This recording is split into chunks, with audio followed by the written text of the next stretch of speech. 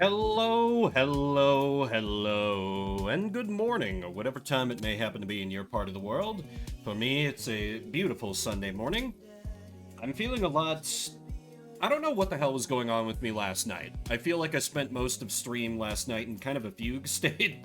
I was definitely off. I don't know how much it showed, but I'm feeling a lot better this morning. I think I am minorly sick, but I think I'm still good to stream. Just might have to like abruptly mute myself to like sneeze or something here and there. So bear with me. But we're back with some more daddies and some more dreaming. I'm excited to get back into it and see more of these dads that I never really gave the time of day to when I did my own playthrough, because as you can see, I focused in on Hugo and Whiskey Dad, who is not currently scrolling in the lineup. But we must romance Rival Dad and Goth Dad. Because Goth Dad, I know some people are not as into him, but with him being a secret fanfic, oh yeah. We're all a secret fanfic enthusiast? Oh yeah, we're all in on him. Or at least I am. You've got dads. So let's see. Oh yes. It's been a week since I played this, obviously, so to briefly recap, just partially to remind myself, partially to remind everyone, we have Gym Rat Dad, we have Coffee Dad, we have Rival Dad, we have Whiskey Dad, we have Church Dad, we have Teacher Dad, and we have Goth Dad. Of those, we seem to have selected Goth Dad and Rival Dad as our chosen dads. Craig nobody likes, Joseph nobody likes, Robert I really like, but I've seen his ending before, and it seems like you guys aren't into him. Nobody likes Hugo, I like Hugo. Matt, nobody really seems to have any strong feelings about Matt, and you know what? I think that's fair. And while it's still early and I'm still waiting for people to trickle in, I'm gonna just indulge myself and go in on a Damien date, because I think Brian is what the people want to see, but the people are largely not here yet, so I'm gonna do what I want to see more. Plus, I think voicing Damien is fun because he's a fucking fop. And I enjoy voicing such characters, if you can't tell.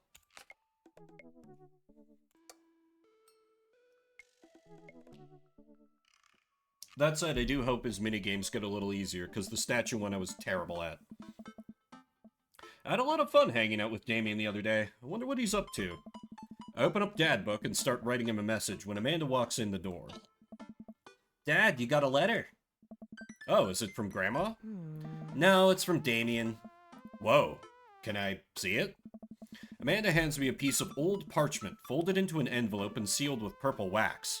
Damn, the dude goes all out. I pry off the seal and unfold the letter.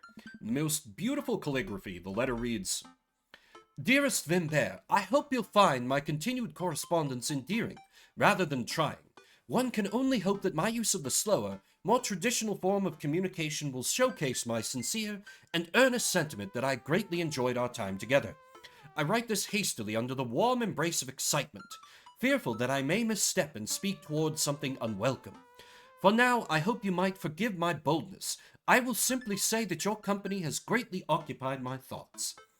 While the afternoon may have been derailed by forces unforeseen, your companionship helped a great deal, not only in the discipline of my child, but in the morale of my spirit. And for that I thank you. That said, Vimbert, if you'll allow me, it would mean the world to me if I could enjoy more of your time. Perhaps a trip to the cinema, followed by a moonlit stroll, would be to your taste. I eagerly await your response. With great respect, D. Bloodmarch. Amanda and I both look up from the letter. Wow, he's good. So, you gonna catch a movie with him? Yeah, I better message him on Dadbook and let him know. If months were years, my sub could drink in Japan. Damn.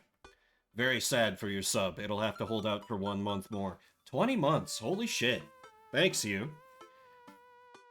Wow. I've been affiliated that long, huh? I didn't do shit for the 1 year. I should keep track and do something for the 2, huh? Something to think about. Amanda slaps my laptop shut. How's it going? How was your run? Whoa! You have to write him back. A real letter. But my handwriting looks like two toddlers fighting over a crayon.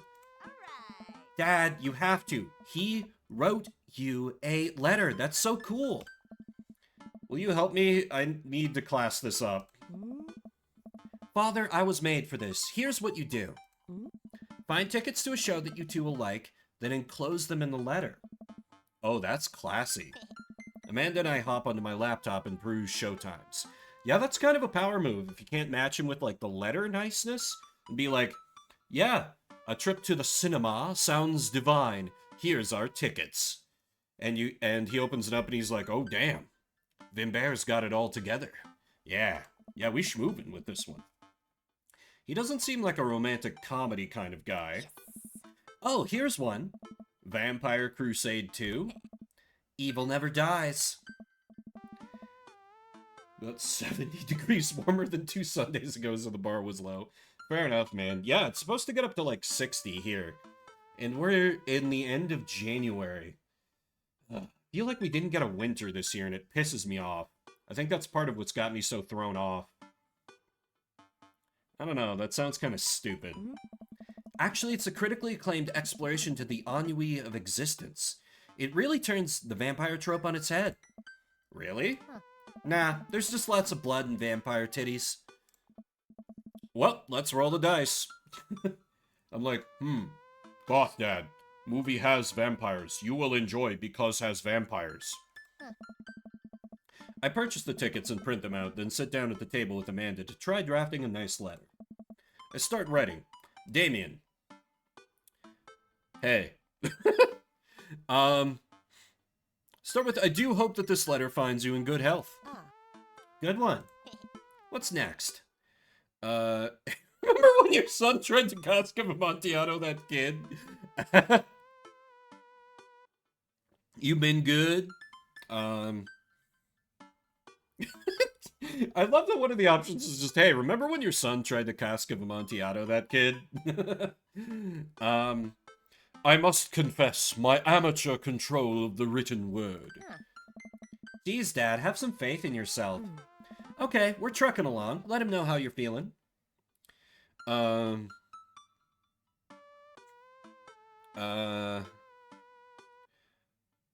find me in good spirits, for I felt very much the same after our last encounter.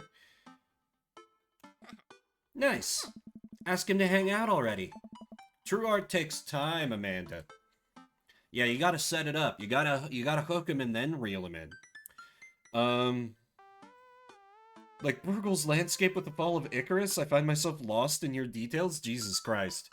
That's too desperate. We can't seem too desperate. While a strange turn of events, I found myself enamored of the situation at hand. Bring it home, Pops. Let me take you out. I got 2 tickets to the movies. I mean, I would love a letter if it was just, like, very, like, fancy and formal, and then, like, hey, let me take you out. Just, like, set up for the punchline and then let it fall flat. That's one of my favorite kinds of humor.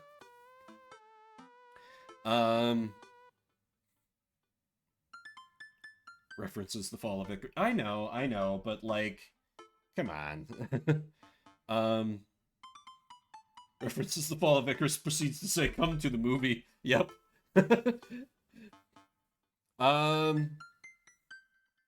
I think second one, because it kind of, like, pokes a little fun at him in a gentle way. I would very much enjoy your company accompanying me to the cinema.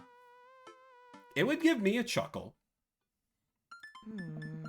You saved it there at the end. I'm sure he'll appreciate your thoroughness. Enclosed, you'll find 2 tickets to Vampire Crusade 2. Evil Never Dies, which I'm sure you will find both titillating and enjoyable. Hard daps, namaste, we'll carry on. Best wishes. And then I sign my name, my full name. Fancier that way. Vimbert. I keep forgetting I put my last name as fucking Dadson, out of a complete lack of ideas. Is this okay? Amanda reads over my sloppy handwriting. Oh god. It actually writes it out, yeah. I mean, it's not fancy, It's not fancy handwriting, but it's, like, clear. My handwriting looks like someone trying to be fancy, but also fucking it up constantly. Like, a few of my letters, I continually make mistakes on, and they look like other letters. And it's also in cursive, which tends to piss people off, but I don't know. Maybe out of a sheer, like, desire to conform, my print is garbage. It's awful. It looks like worse than this by several orders of magnitude. Using the dead language, I know, but I find it easier to write in cursive. It's faster for me. I don't get it. Maybe it's just the flow of one letter into the next. You spelled his name wrong. What? Nah, just trying to keep you on your toes. Now all you have to do is seal it and put it in his mailbox. Can I seal it with tape? That's not authentic enough. I have an idea. I'll be right back. Amanda leaves the room and returns with a candle, a lighter, and a small piece of wood. You gotta have a wax seal. She lights the candle, which starts to burn down and form a pool of melted wax. What's that other thing?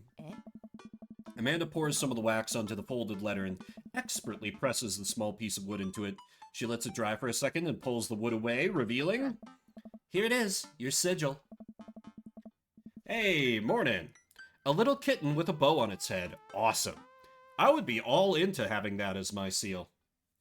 Morning, Fox. Morning, Zed. I got back into the game and I'm like, chat isn't here yet. I'm going to go for the dad we were into that I was more into. It's Damien date time. But how goes? How's your Sunday? I'm feeling less out of it than I was last night, so I should be slightly more coherent. I feel like my memory of, like, most of stream last night is a complete blank. I remember I played Blazion, and I played Mountain Blade, and the rest of it is just like, I have no memory of stream. People need family seals again. I know, right? My family kind of had one back in the day. Like, it was half like a joke, but, like, we set up, like, a sign at the entrance to our property that had our last name with, like, something kind of approximating a seal. My dad thought it was very funny. I wonder if he remembers what it is. I should, like, start using it again. Because I know we got ties to the old country. Like, not that we were, like, nobility or anything over in the Netherlands, but... Scrapbooking stuff always comes in clutch. Well, I guess all there is to do is deliver it to his doorstep now, huh? Oh, I thought we were getting a carrier pigeon to do it. What dad were you into? Because I'm very much into, like, absent anything else, dating the dads that folks are into. Lord Vinbear has a ring to it, right? Though then I'd be a French lord, and I don't know about that. I already called my guy. Bear Dad. Okay, yeah, he's the other one I'm definitely gonna go for. I'll date him next. I have a pigeon guy. Marcus has the good pigeons. Don't get your pigeons from Anthony. They're no good. I don't want to know if any of this is true.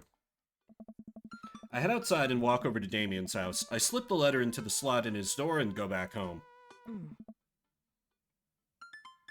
Mission accomplished. Now we play the waiting game. The night finally rolls around where I'm supposed to meet with Damien. The next day he had left another beautifully crafted letter thanking me for mine and agreeing to the evening. Amanda helps me pick out a nice I love that my daughter is just my fucking wing woman. She's like, hell yeah, Dad, make some friends and maybe bang some other dads. Let me help you out. Amanda helps me pick out a nice outfit, and I show up to the theater a little bit early. It's a chilly night, and the theater is kind of crowded, but it's still nice. How do you do? I jump at the sound of his voice, and turn around to see Damien right behind me. You almost gave me a heart attack. How long were you there for? I don't know. I just walked up. My apologies for frightening you. Just be about your father-daughter relationship, and that would be fine. Yeah. I remember when this got released, that was what surprised people the most about this game. Like, they thought it was just going to be all about the dads, and they were like, you know what? The father-daughter relationship is just really good and really well written. And I agree with them. Amanda's fucking great. And it's, like, realistic, where, like, you two are, like, kind of friends, but there also is, like, some tension because she's, like, oh, I'm like young and I have young person problems that you can't quite relate to and I don't want to like open up about them, it feels very realistic. Like, I don't have a daughter myself, but I have a niece who's a teenager. And like, yeah, I don't know. She, there are definitely some times where I can tell she's like keeping things from her folks, and like, I'm kind of like the cool Uncle Vimbert, so I'm like, I try to like gently probe a little bit into what's going on, but for the most part, it's just like, teenagers have their secrets, and that's fine. Was that thunder? Is it gonna rain soon? I didn't hear anything. What? Huh. What? What? Regardless, the hour grows close. Shall we take our seats in the cinema? I must thank you again for purchasing our tickets. Please allow me to repay the deed in Sour Patch Kids or perhaps Milk Duds. Let's do it. We get in line to buy snacks. As we're waiting, I hear a familiar voice behind us. My... Oh, wait, no, this is probably his son. My dad's here. I turn around to find Lucian standing a few feet behind us with a gaggle of other goth kids. Lucian, how nice to see you. I didn't know you were coming to the theater. I'm glad to see you spending some quality time with your friends. Whatever, Dad. And what movie will you be attending tonight? My friends are making me see some kids movie about talking animals. I don't really care about it. Well, I do hope you enjoy your evening. We'll be watching Vampire Crusade 2, Evil Never Dies. What? You? Watching that? Yeah, I thought Damien would enjoy it. Ah, good luck with that, Dad. Lucian rejoins his friends, and I look over to Damien. Good luck with what? It's nothing. My son loves to tease.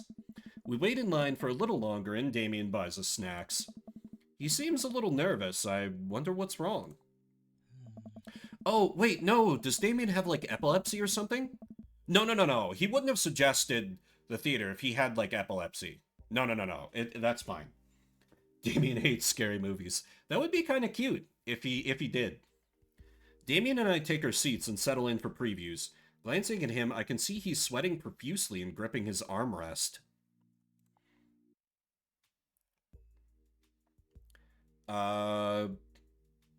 Keep it neutral for now. Is everything okay? Everything is perfectly fine. I'm so, excited for this film. I'm a devoted patron of the arts, especially the scary arts. The scarier the art, the better. Do you have a favorite horror movie? Oh, no. Of course I have a favorite horror movie. Mine is Halloween Town. Terrifying. Oh, interesting. That's odd. I don't seem to remember Halloween Town being that scary. Would have expected him to bring up some strange foreign horror film that I'd never heard of. Damien's knuckles are turning white. Looks like he's about to rip the armrest off. Wait a second. Damien, are you afraid of horror movies? What? You must be joking. I love horror movies. The lights dim for the film. 10 out of 10. 10 out of 10.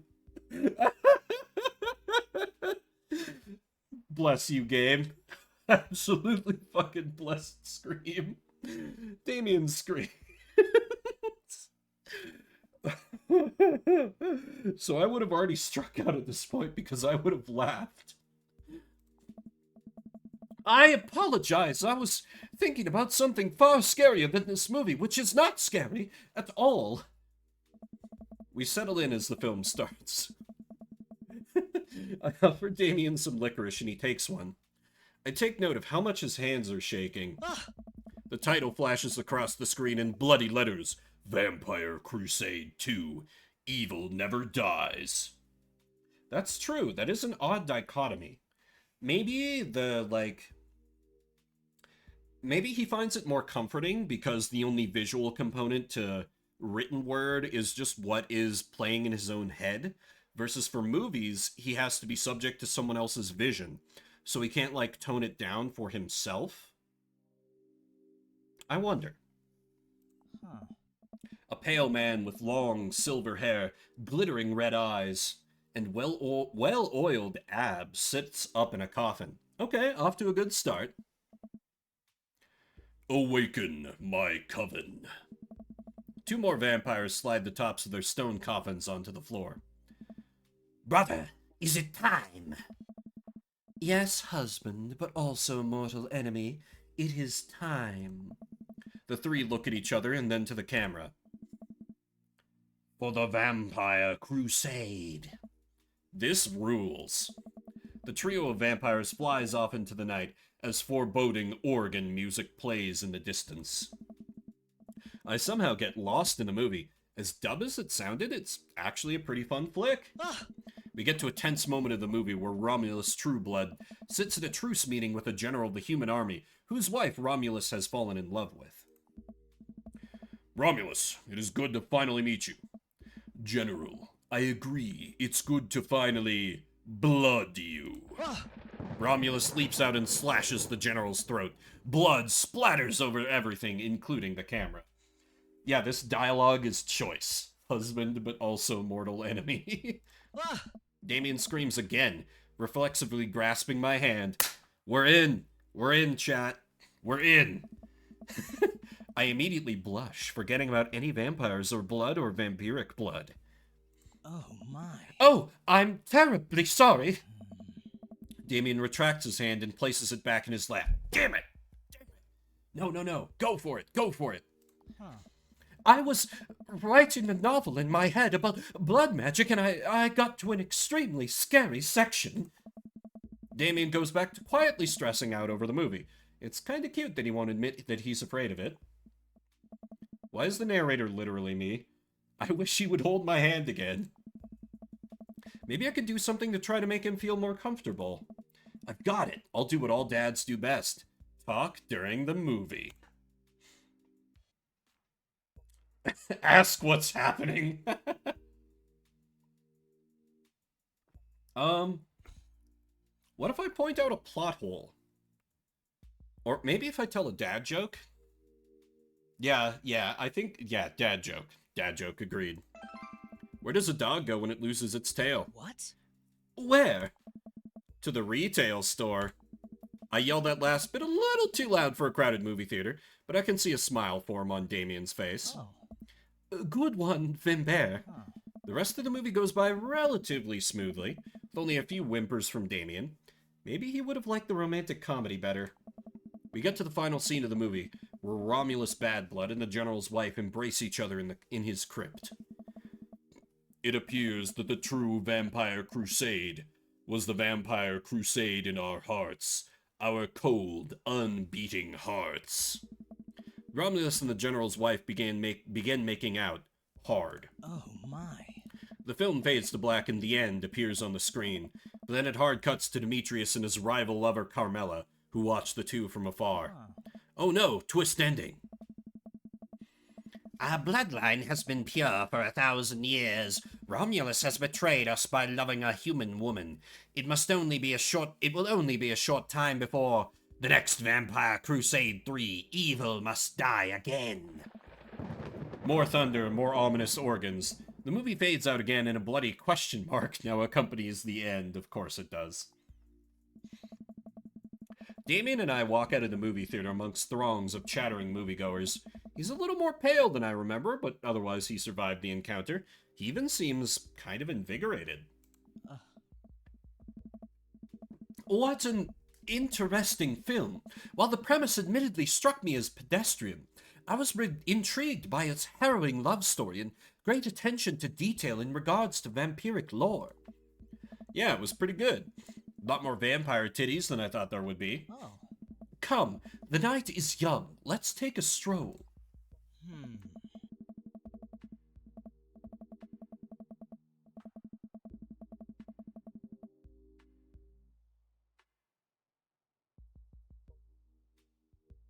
Sorry, like I said, nose is a little stuffed up. Had to mute myself real quick. Damien is making a point of not telling me where he's taking me. Still, I'm enjoying the walk and the cool night air. Being alone here with Damien is a lot better than being in a crowded theater. Lovely night, isn't it? As lovely as the company, yes. He thinks I'm lovely. Damn. Okay, here comes the smooth response. Thanks, cool. Okay. I love you, man. Thank you. Oh. No. Problem. Crushed it. We both stand there feeling a little awkward. I sure am one smooth operator. Are you getting a little hungry? We could maybe stop off and grab something to eat. Oh. Worry not, friend. I've a plan. We turn the corner and are greeted by the gates of a cemetery? What? Are we going in there? A little bit of Victorian flavor, Vimbert. Trust me. I'm a bit nervous, but Damien hasn't led me wrong yet. I follow his lead as we walk into the cemetery. Statues of angels stare down at us as we follow a path through the faded tombstones. As we crest a small hill, we get a beautiful view of the city. The night lights sparkle around us. I gotta hand it to him, for being in a cemetery, this is strangely romantic. Oh. Picnicking in graveyards is an old Victorian tradition, an appropriate finish to an evening after a vampire movie, wouldn't you say? With a flourish, Damien produces a blanket and picnic basket. Wait, where were you hiding that? Under my cloak? Oh, right. That makes sense. Damien unfolds the blanket and we both sit down, gazing out at the city lights. He produces a bottle of red wine and a fine selection of cheeses. Hell yeah. In the Victorian era, there were no public art galleries, parks, or botanical gardens to speak of. Once rural graveyards became a more popular alternative to church burials, they became the only place that people could see beautiful plant life and fine sculptures. That makes sense. This is pretty nice. Hammer space powers, totally. I have a question, though. How are you so okay with being in a graveyard, but you had trouble handling a scary movie? Oh my. I wasn't... He sighs deeply. Okay, yes, I was extremely scared by that movie. I was not writing a book about blood magic in my head. I just have never been good at those. I just feel as if because of how I look and act, people expect me to love horror films, so I must play the part. Truth be told, I don't know if I have the constitution for them at times. Damien, I'm so sorry. If I had known, I would have suggested another movie. It's quite alright. I actually did find myself enjoying this one, thanks to your help. Graveyards, however, I think there's something rather beautiful about death. Cemeteries are traditionally built away from cities, away from the realm of the living, and it keeps us rather separated from it. It's true. Back when I was in high school, when I was on the cross-country team, our training route, we just ran around town, and part of our route took us through the local graveyard. So, we had to run out to it, run through it, and then run back from it. Huh. To acknowledge death and become comfortable with it, I think, gives us a certain intimate knowledge of ourselves. To sit amongst generations of those who came before us, to be truly alive in the midst of so much death, brings me great comfort.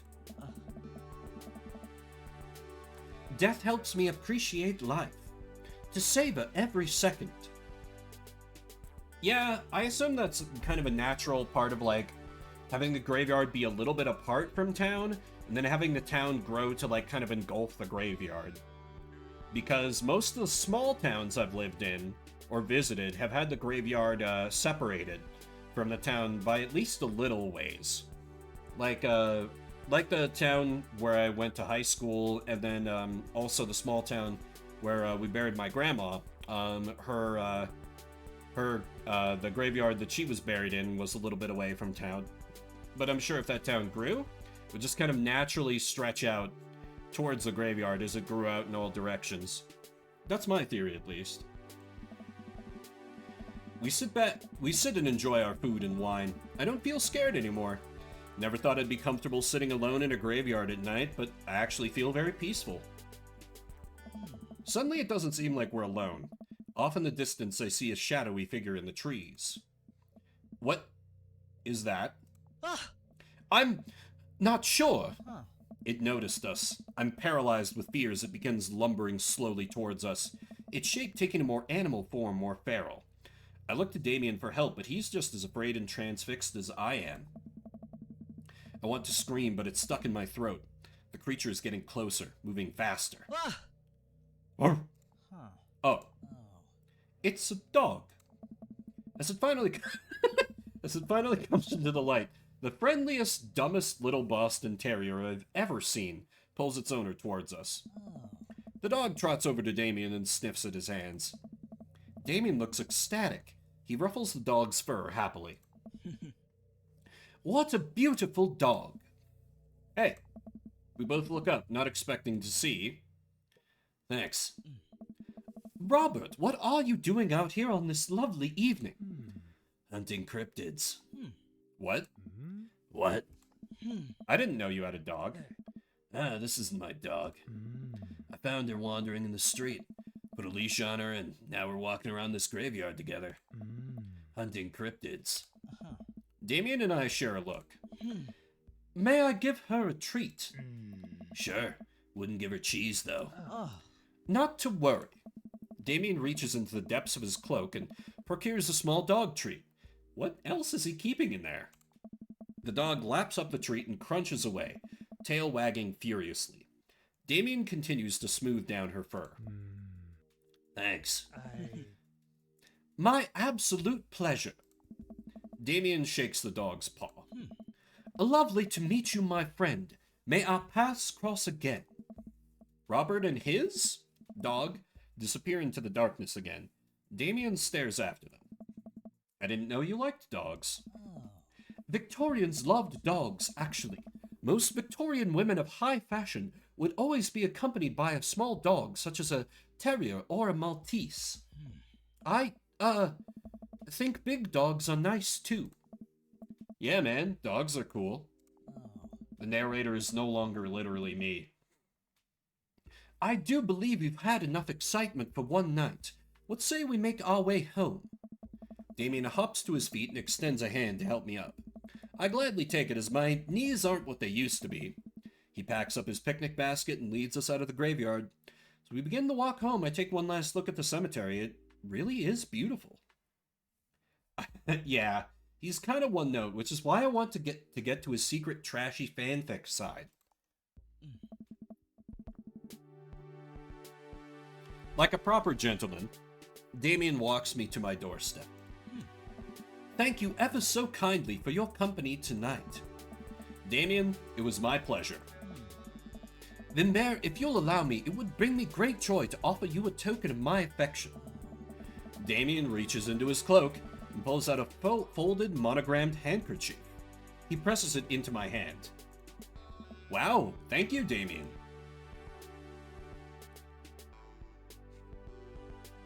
I can't wait to sneeze on this. I'm gonna wave this at passing ships. I feel like number one. Number one might be a little too real. I feel like number three is kind of mocking him a little bit. I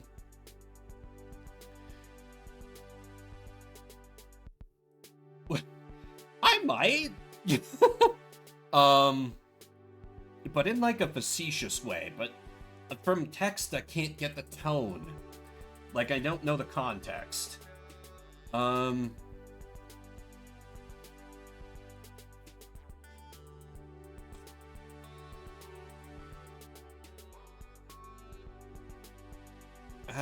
I'm so tempted with number one, because we were like just in a graveyard.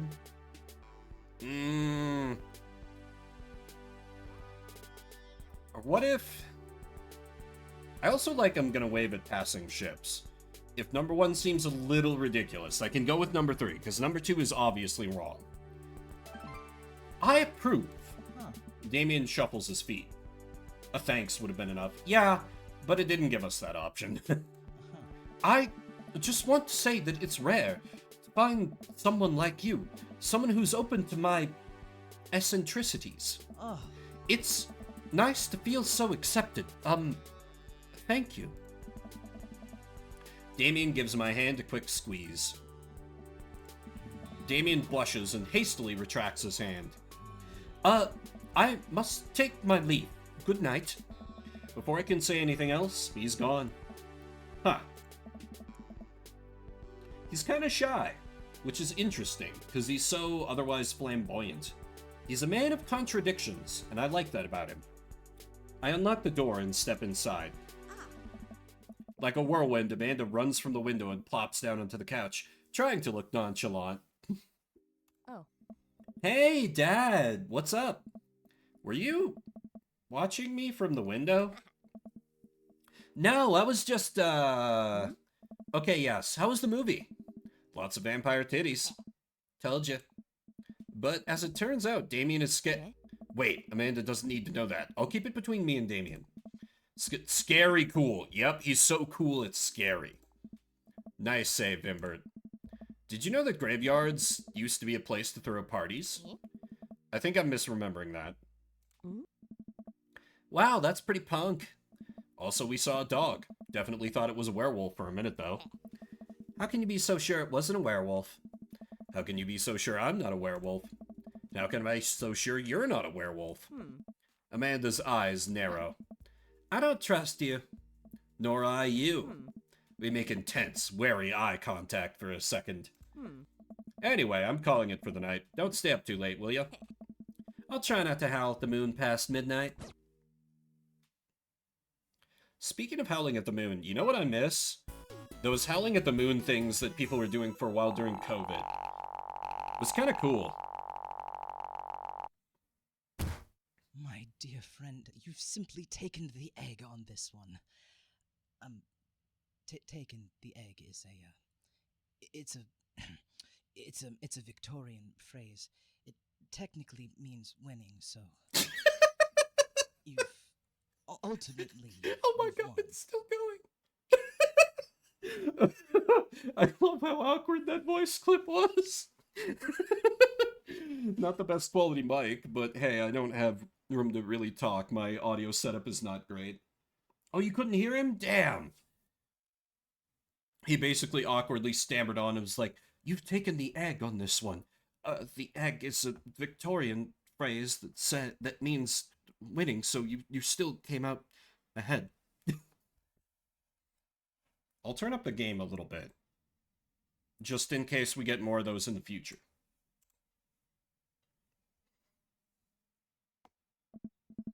Well, it's been a long day.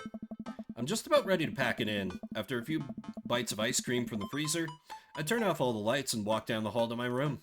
I wonder if Amanda's still awake. That kid needs some sleep. As I pass a room, I can hear a faint sound, but I can't quite make out what it is. I get a little closer. Is she crying? I knock gently on the door. Hey, Amanda? The crying immediately stops. Not right now. Her voice sounds strained. She sniffles. I need to make sure she's okay. I open the door. I'm respecting your privacy by knocking, but asserting my authority as your father by coming in anyway. In the dark, I can see Amanda's outline in the middle of her bed, knees hugged up against her body. Honey, who hurt you? I will kill them. Is everything okay? I don't want to talk about it. Oh, God.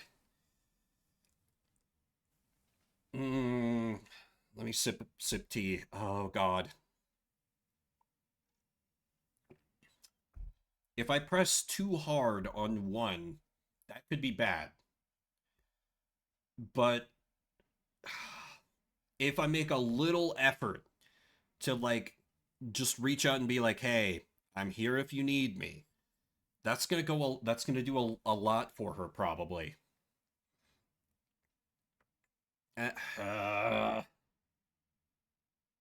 Yeah, I think I have to at least try. Even if it goes a little sideways or it's not interpreted the right way, I can't see her crying and then just leave. Leave and make her cookies. Oh. Ooh.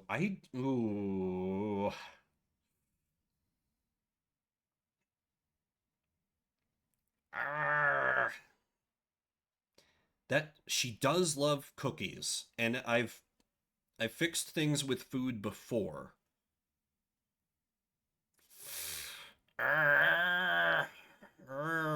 No, no, I think I have. Yeah, the leave her alone is probably just gonna be like, oh, okay, good night, and then immediately go to bed. So, yeah, I gotta press. I gotta press at least a little bit. Did something happen? No, nothing happened. Go away. Um. Okay, I've at least made an inquiry. Yeah, now I go. 100%. All right, I'll leave you be. I back out of the room and close the door gently behind me. She immediately starts crying again.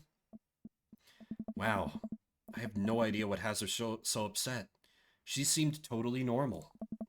I feel awful just leaving her to cry, but I also get the feeling if I tried to do anything else, it would have only made her more upset. I can't stop mentally cycling through all sorts of awful things she could be dealing with right now. More than anything, I just want her to be happy and safe. I have a hard time falling asleep, but when I finally do, I'm still thinking about Amanda. Get up early and make her a good breakfast. After a long night of very little sleep, I roll out of bed and make myself a pot of coffee. Amanda should be up for school soon. Maybe she'll be willing to talk about whatever's bothering her. No, she won't. She'll be like, hey, Pops, what's good? About 10 minutes before she's supposed to leave, Amanda comes out of her room and makes a beeline for the freezer. Morning, Amanda. Morning. She drops a frozen waffle into the toaster and slams the freezer door. She won't look at me. Yikes. So, anything big going on at school today? No. Okay. Do you need a ride to school? No. Want some coffee? Amanda pulls the toaster lever up and takes her still freezer-burned waffle out before it's finished cooking. I have to go. Fuck. I think I fucked it. I think I fucked it. Amanda picks up her bag and storms out. Oh. Okay. I haven't seen her act like this in a long time. It's usually short-lived, but it always hurts. Nailed it. Yeah.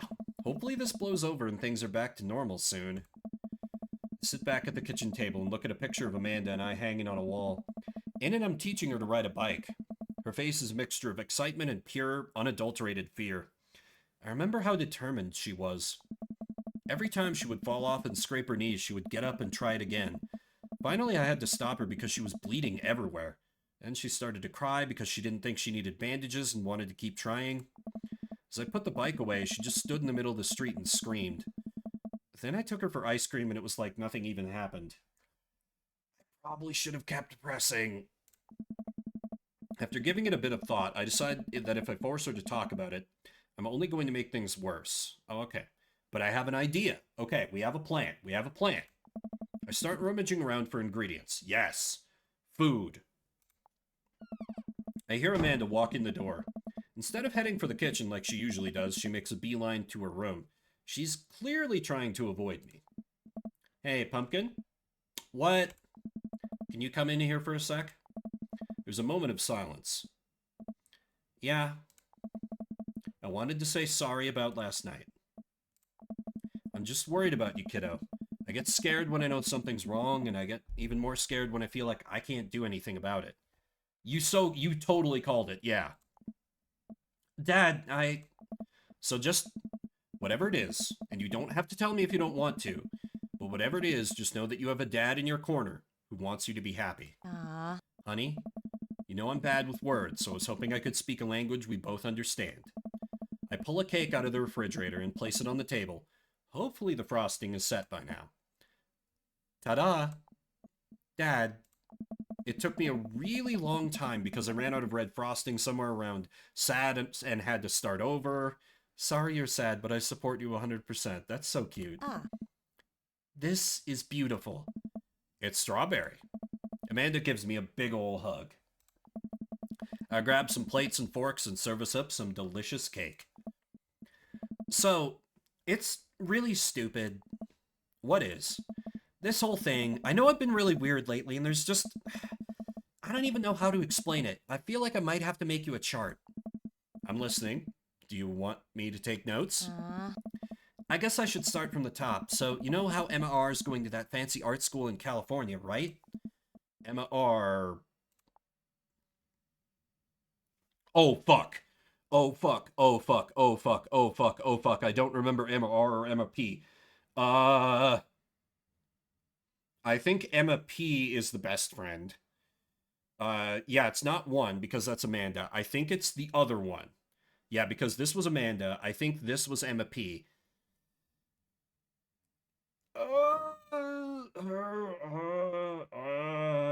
Yeah, honestly, I really don't want to fuck this up. Emma R. Dream Daddy. She has been Amanda's best friend since they were 7. Okay, the best friend. Hey! You got it! Wow, proud of you. Anyways, ever since she got the acceptance letter, I've been feeling like she's drifting away, you know? And she's been spending a lot more time with Grace and Emma P. I just thought it was all in my head for a while, but then I found out from Rosie M that both of the Emmas, Grace and Noah, all went to a party at Mackenzie F's on the same night that they all told me they were busy studying for the Calc AB final. Yikes. So, another important piece of information is, God, this is embarrassing. I have a crush on Noah, and, that's the thing. What? Whoa. I had no idea. I definitely didn't know that. Okay. You're a bad liar. So are you. I learned from the worst. Anyway, so the only person I told about the crush was Emma R, and she promised not to tell anybody. I didn't confront them about the party thing because I didn't want to start drama, so I just kept quiet and kept going about my business. Amanda sighs. And then one day I invite everybody out to get nachos at the mall, and after not texting me back for like 2 hours, even though none of them ever put their phones down for more than 60 seconds, they all say they're busy like simultaneously. So I tell them, never mind, I'll just eat nachos at home, right? But we were out of chips and I really, really wanted nachos. Totally understandable. So I go to the mall anyway, I get to the food court, and who do I see there but Grace, Emma P, Emma R, and Noah, all hanging out together and eating nachos without me. What? It gets better. I'm standing by the escalators watching them, and I realize that Noah has his arm around Emma R, which is kind of weird, right? But then they kiss. No. Yes, I know. So I storm over there, and I'm like, hey. And Grace drops a nacho on her shirt, because of course she does, and Emma R just like glares at me. Grace. Nothing is coming up. I don't know who that is. Grace is the... Yeah, I do not remember a Grace. Gossipy one? Seems like a fair guess.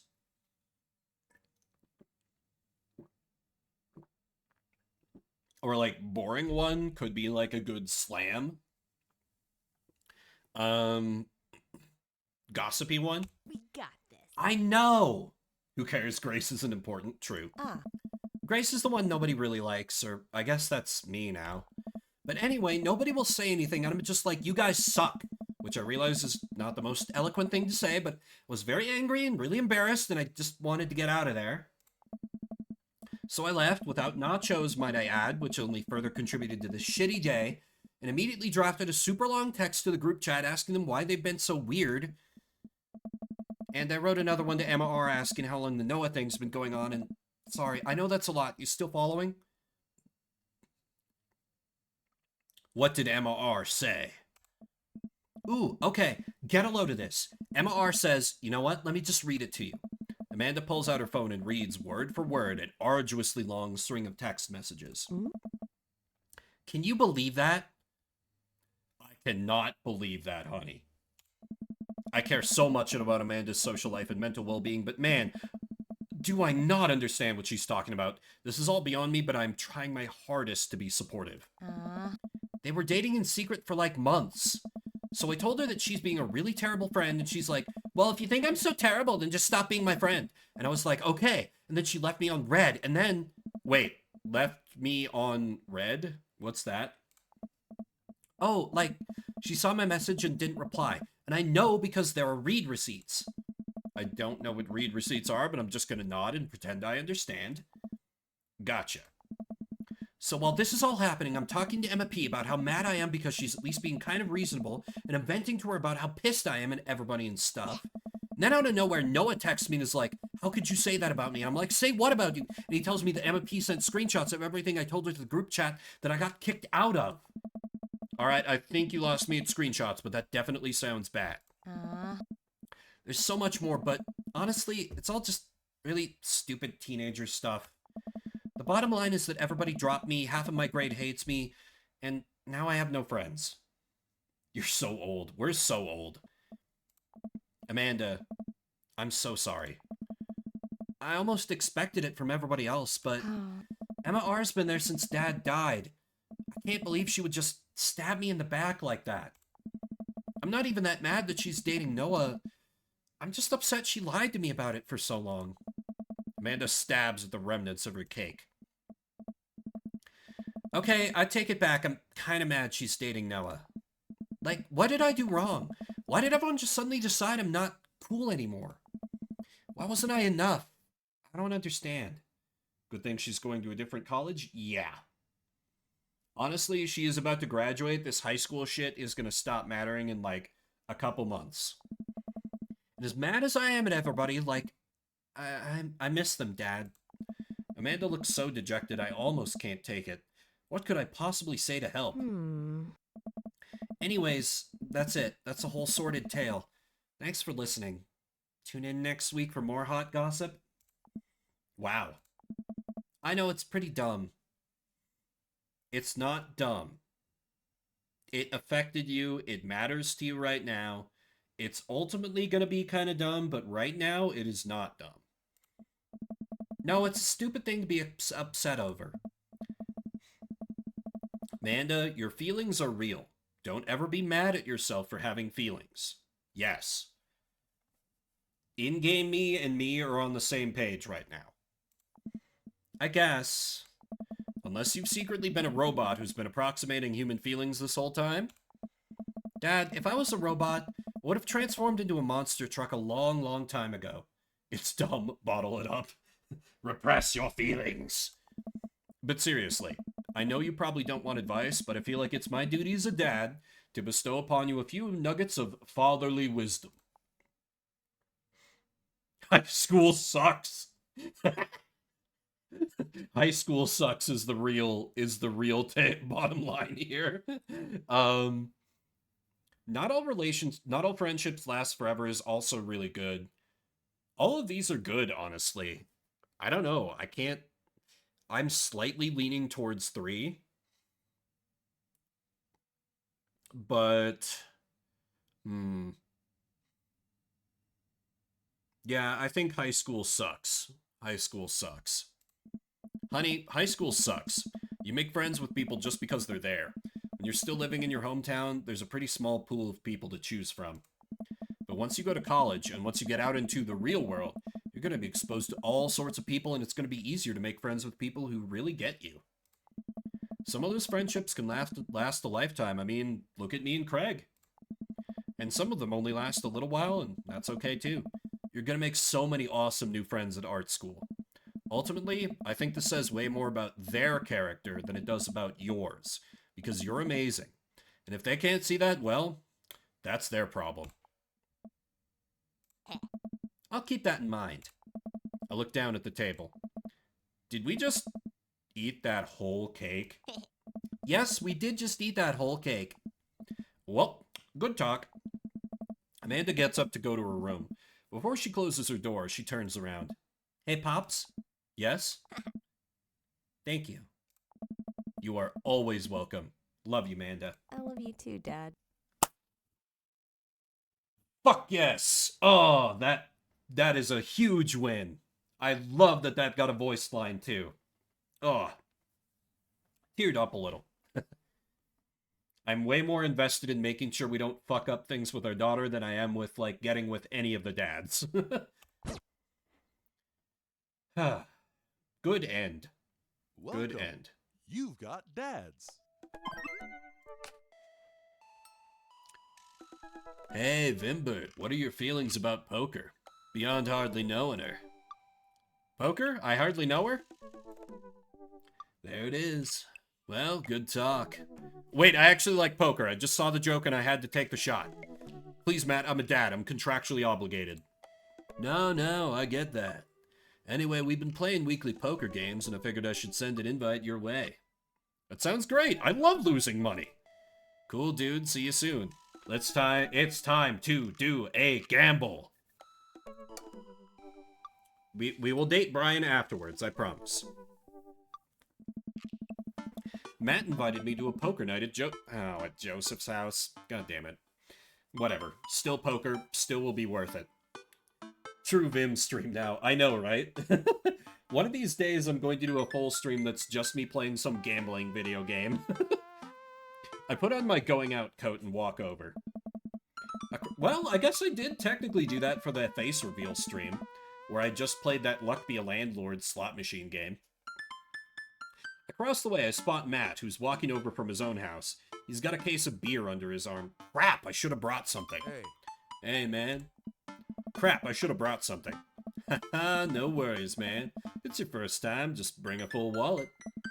How long have you guys been at this for? Years, buddy. Just a nice way to keep in touch with the guys. It's never really high stakes.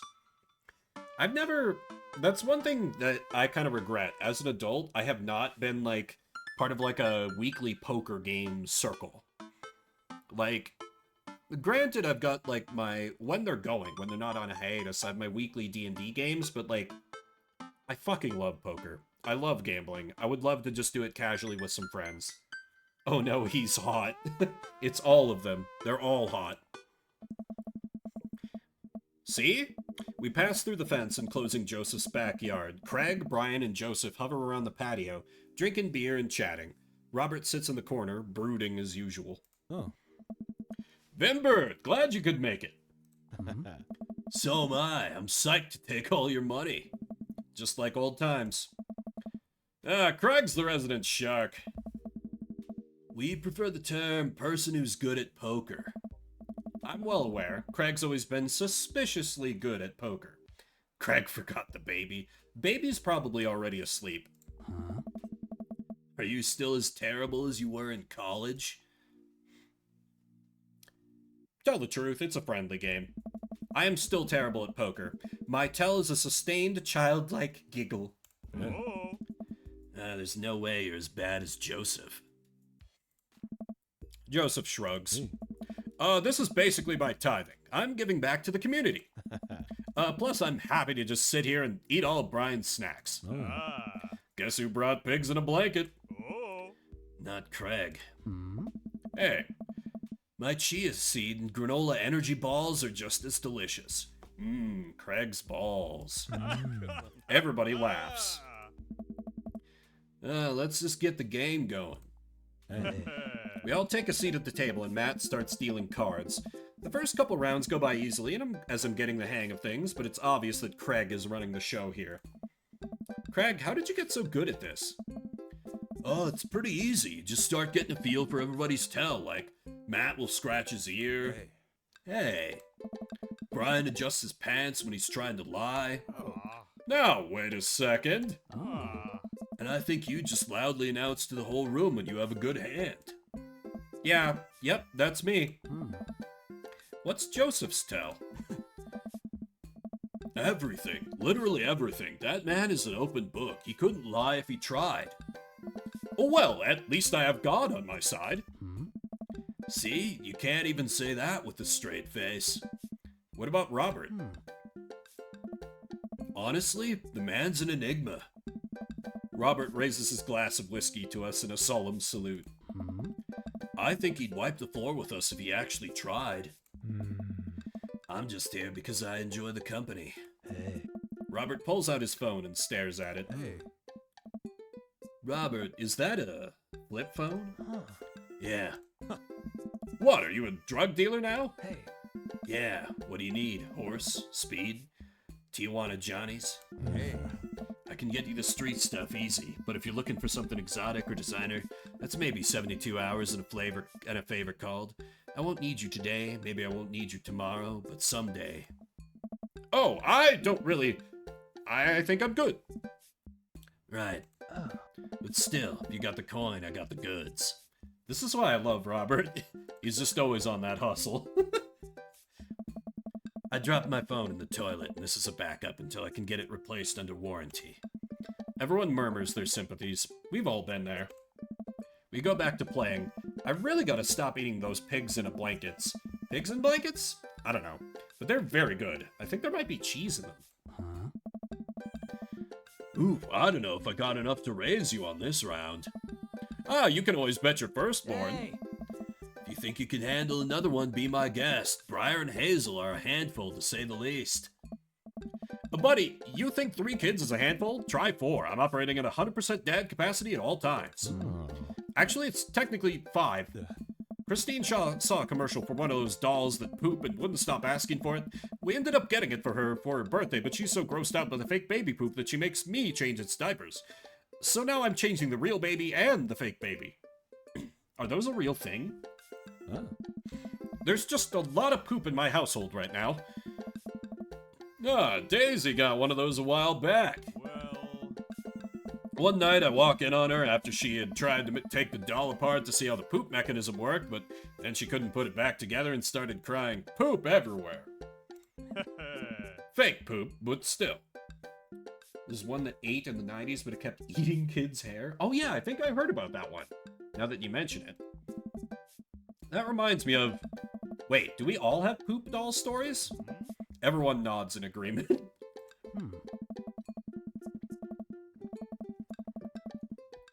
Guys, I really don't need any more poop in my life than there is already. Can we just get back to poker and not talk about poop? Matt deals another hand, and we quickly forget about the poop. We run out of pigs and blankets, so we switch over to Craig's healthy snack food. It actually isn't terrible. These kale chips are phenomenal. We should sell these at the coffee shop. Oh. It's my own recipe. I'd be happy to give it to you guys. I can see it now. Pierce the Kale. Chips. Pierce the Veil is a popular post-hardcore screamo band out of San Diego. We all look at Matt, confused. It's maybe not in any of your wheelhouses. Nice. How's the shop nowadays? Busy as ever. I'm toying with the idea of hiring on another person to work the counter, but I haven't found a good candidate. If Amanda's looking for a summer gig, let me know. That's really nice of you, but I think she's been burned too badly by coffee shops before. Literally, not figuratively. Matt cocks his head to the side. I'll ask her, though. We get down to the final hand of the night, and it's Craig in the lead by a landslide. Joseph has long since lost all of his chips and has taken to tidying up, refusing any help from the rest of us. Brian deals us all cards. So, what's it gonna take for Robert to give a damn on this round? Robert looks up from his half-empty glass of whiskey. Do you really want to unleash the beast? Well, now I'm curious. I got a long history of being a gambling man, but I'll only do it if you make it interesting. None of this penny chip nonsense. I got a Lily's 18 single blend sitting in my closet right now. Was saving it for when River turns 21, but I'm willing to put it up as collateral. An 18-year single malt. Oh, I'm thirsty just thinking about it. Oh. now you're talking my language. He throws the keys to his truck on the table? Holy shit. She's seen better days, but she can still pull a tree trunk out of the ground. Nope. Hey. Myself and everyone else at the table immediately folds. Deal the cards, Bra Guy. Are you guys sure you wanna... You heard the man. Deal. Brian deals the next round of cards. Craig stares daggers at Robert, who casually sips his whiskey. So I know what you might be thinking. Robert put his old workhorse up for grabs, his only mode of transportation. At times in his life, his only home. How could he be so sure of his abilities in gambling? I'll tell you right now, Craig. I wasn't always like this. Was a lot like you, smart, talented, cocksure of my own luck, great biceps. But it didn't last long, though. I lost everything at a game of Pai-Gow in the back room of a Shenzhen tea house in what I thought was a 3-day business trip. Everything gone. Clothes, money, identification, you name it.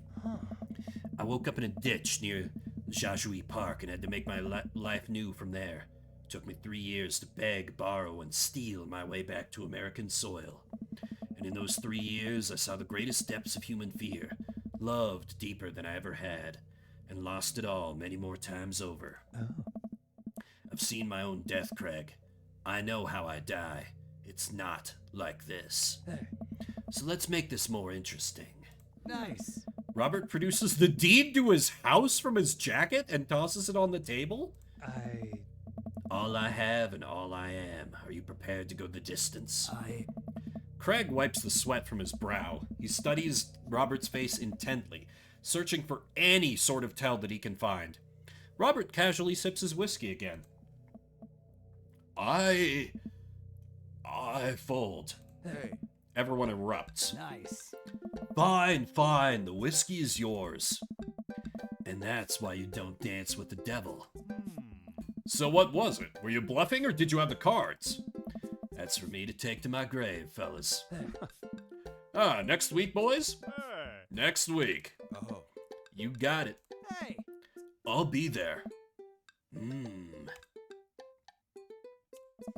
Sure thing. This has been very relaxing, and I sincerely doubt I will wake up in a cold sweat thinking about it tonight. Probably just holding Uno cards. Everyone else is playing chess. I'm gonna catch them off guard by playing checkers. Keep working on that poker face, Vimbert. We all say our goodbyes and head our separate ways.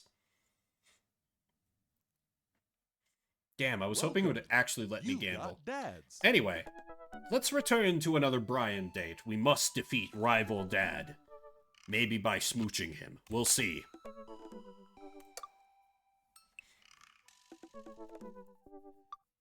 Liquor before beef, you're in the clear. Hey, Daisy and I are going fishing tomorrow. Are you in or out? Oh, I have a message from Brian. Oh no, I've been dreading this day. I accidentally boasted about my abilities as a fisherman to Brian, and now he's challenging me to another dad-off. I've been doing my fishing research online, but I'm nowhere close to being an expert. Still, though, I have to accept. I typed back to Brian. Sounds great, man. Super excited to catch all those fish. And my lawn could use another good mowing. That'll show him. Brian responds back, letting me know that tomorrow he'll pick us up at an hour I had previously forgotten existed. Man, that's gonna be a rough start. You gotta get out early on the water if you want some good fishing. Amanda? If it's a minigame, you'll probably get S+++. Hopefully! I did really bad at the Damien one. Amanda comes into the room from the kitchen, eating a cheese stick by biting it off piece by piece like some kind of monster. Man, I've known people that do that, and they cannot be trusted. I didn't raise you like that. What? It's called string cheese and not chompy cheese for a reason, Amanda. That's how I eat them. My God, I feel so betrayed. Oh. Did you just call me in here to criticize my controversial string cheese eating technique, or what? Basically, I'm just thinking of one specific friend from high school. I'm gonna be real. I'll leave, sorry to bother you. Yes, the chompy cheese is not welcome here. Nah, it's fine. I'm just thinking of one guy in college who, like... No, it was high school. Was it college? Anyway, I once knew a guy who, like... I thought I knew him, and then he just suddenly started eating string cheese like that, and I was horrified. And he was like, what? It's still cheese, Vimbert. And I'm like, yes, but the stringiness of the cheese... Like, I don't even like cheese, and I was taken aback. But it's not a big deal. No, Amanda, we have to go fishing tomorrow. Well, you have to go fishing. I get to play with Brian's dog. How do I become a master of fishing overnight? You went fishing in the Girl Scouts, didn't you? Changes the... Okay, That I could believe. I'll respect that. No, my stint in the Scouts was brief and purely transactional. Thought I could get free cookies, but I didn't know that I had to, like, be outside and tie knots and stuff. But I have to beat Brian. Dad, let me tell you a story. Do Do you remember last summer how I applied for a job at that coffee shop across town? Give me a refresher. During the interview, they asked me if I knew how to work an espresso machine, and I really wanted the job, so I lied and said yes. On that first morning, there was a line out the door, and within half an hour, I severely burned my hand. They told me to go home and never come back. I still have a scar from that. Of course I remember. What does that have to do with fishing? The burn is a metaphor, Dad. I don't get it. You can lead a horse to water. What do horses have to do with fish? And burns? Dad, please, I don't get your obsession with competing against Brian. You wouldn't understand. It's a dad thing. Please try explaining it to me. Okay, Brian's just...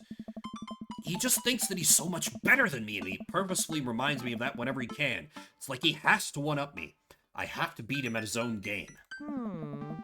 Is that what you think is happening here? No, Amanda. Okay, good.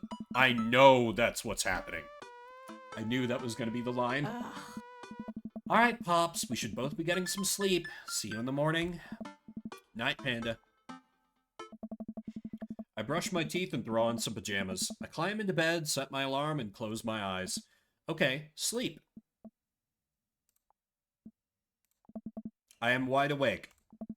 I can't help but think about the last time I went fishing, hoping that there's something I can glean from it to give me an edge over Brian. It was about 9 years old. My dad woke me up one morning and told me to get dressed and meet him downstairs. It was still dark out. I had no idea what was going on, but before I knew it, we were both alone on a freezing cold lake. I had to sit there for hours while it got hot and muggy, the air thick with bugs. I picked at mosquito bites while my dad sat in stony silence, fishing pole in one hand and a beer in the other. We didn't catch anything. On the long drive home, my father bought me a pack of cigarettes and didn't say a thing. That didn't help, and I think I have some repressed sadness about my father. I'll deal with that later. Damn, that got real for 2 seconds. Damn, my tea is cold. I'm sitting on a boat in the middle of a body of water. I can't see any land, that's clearly a lie, but I know it's a lake. The water is placid and still. I'm holding a fishing pole. I don't understand why, but it feels like my life depends on catching fish right now. Cast my lure into the water and wait. And wait. And wait. My whole being is filled with hopelessness as I watch the line disappear into the depths below. You used the wrong lure. I look up and see my father, just as he looked that one cold morning, disapproving. I'm panicking now. I pull the lure up and try to grab a different one, but all the lures in my tackle box are the exact same. I look up to my father for guidance, but he's gone. I try casting again, but can't hold my footing. My boat tips over and I fall into the water, sinking further and further. I see the multitudes of fish that had been lying just below the surface, all swimming around me as if to taunt me. One fish swims up to me. He has Brian's eyes. You gotta use a neutral buoyancy lure if you're trying to catch trout, buddy. I jolt awake to the sound of my alarm. It's fishing day. That would explain the weird dream. I groggily slip on clothes and get ready. I spot Amanda's door half open and see her still curled up in a mountain of blankets. Walking over to her bed, I give her a tiny kiss on the forehead. Fishing day, kiddo. You ready? No. Well, you gotta get up. I can't do this without you. Also, stop sleeping in your clothes. Amanda pulls her comforter over her head. Never. Amanda. I'll get up in a minute. Alright, Brian should be here in 20, so you better not just go back to sleep. Amanda sticks her hand through the blanket to wave me away. I leave her room and make myself some coffee in another cup with lots of cream and sugar for Amanda, whenever she gets up. Amanda eventually wanders in and chugs her coffee while I do word jumbles. Hear the doorbell ring. That must be Brian. Still rubbing our eyes, we walk outside to see Brian. He's decked out in fishing gear, though we couldn't bother giving him a different sprite. Daisy's falling asleep next to him. Early bird gets the worm, buddy. You ready to fish? I was born ready. My eyes narrow in on Brian. It's a good day. It is a good day to die. Hop on in, guys. Let's get this fishing party started. I walk over to the driver's side door and open it. Arr, arr.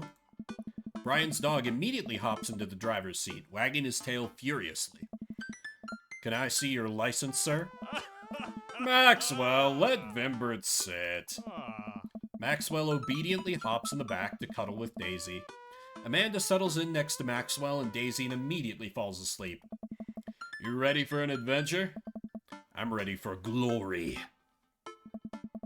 I struggle to stay awake as we drive to the outskirts of town. Country music plays quietly from the radio as I watch trees pass by. So where exactly are we headed? It's about an hour north of here. Little spot I've been going to since I was a kid. My dad used to take me there all the time. I don't think anybody else knows about it. I brought everything we need so that we can catch some trout, have a nice little fire, and enjoy the nature. My fishing pole is in the shop, getting it tuned up. Do you maybe have an extra I could borrow? But of course, it's probably not as nice as it sounds like yours is, though. Right. I am digging a hole here. I stare out at the forest lining the highway. The sun is just barely over the horizon, scattering dusky pink light through the trees. For a split second, I spot a deer grazing on the side of the road before it leaps back into the brush. After a nice, quiet drive, Brian eventually tells me to pull off the highway and onto a dirt road. The car bumps along until we reach a clearing that opens up to a magnificent lake. Well, here we are. I step out of the car to help Brian unload our gear as Maxwell runs around us, barking. The kids wake up and wander to the shore, where Daisy tries to teach Amanda how to skip rocks. Brian and I carry the tackle boxes and cooler down to the edge of the lake, where he has a canoe waiting. Ah, great, it's still in one piece. Hold on, help me out with Maxwell. I help Brian place a tiny dog-sized life vest onto Maxwell. Aw.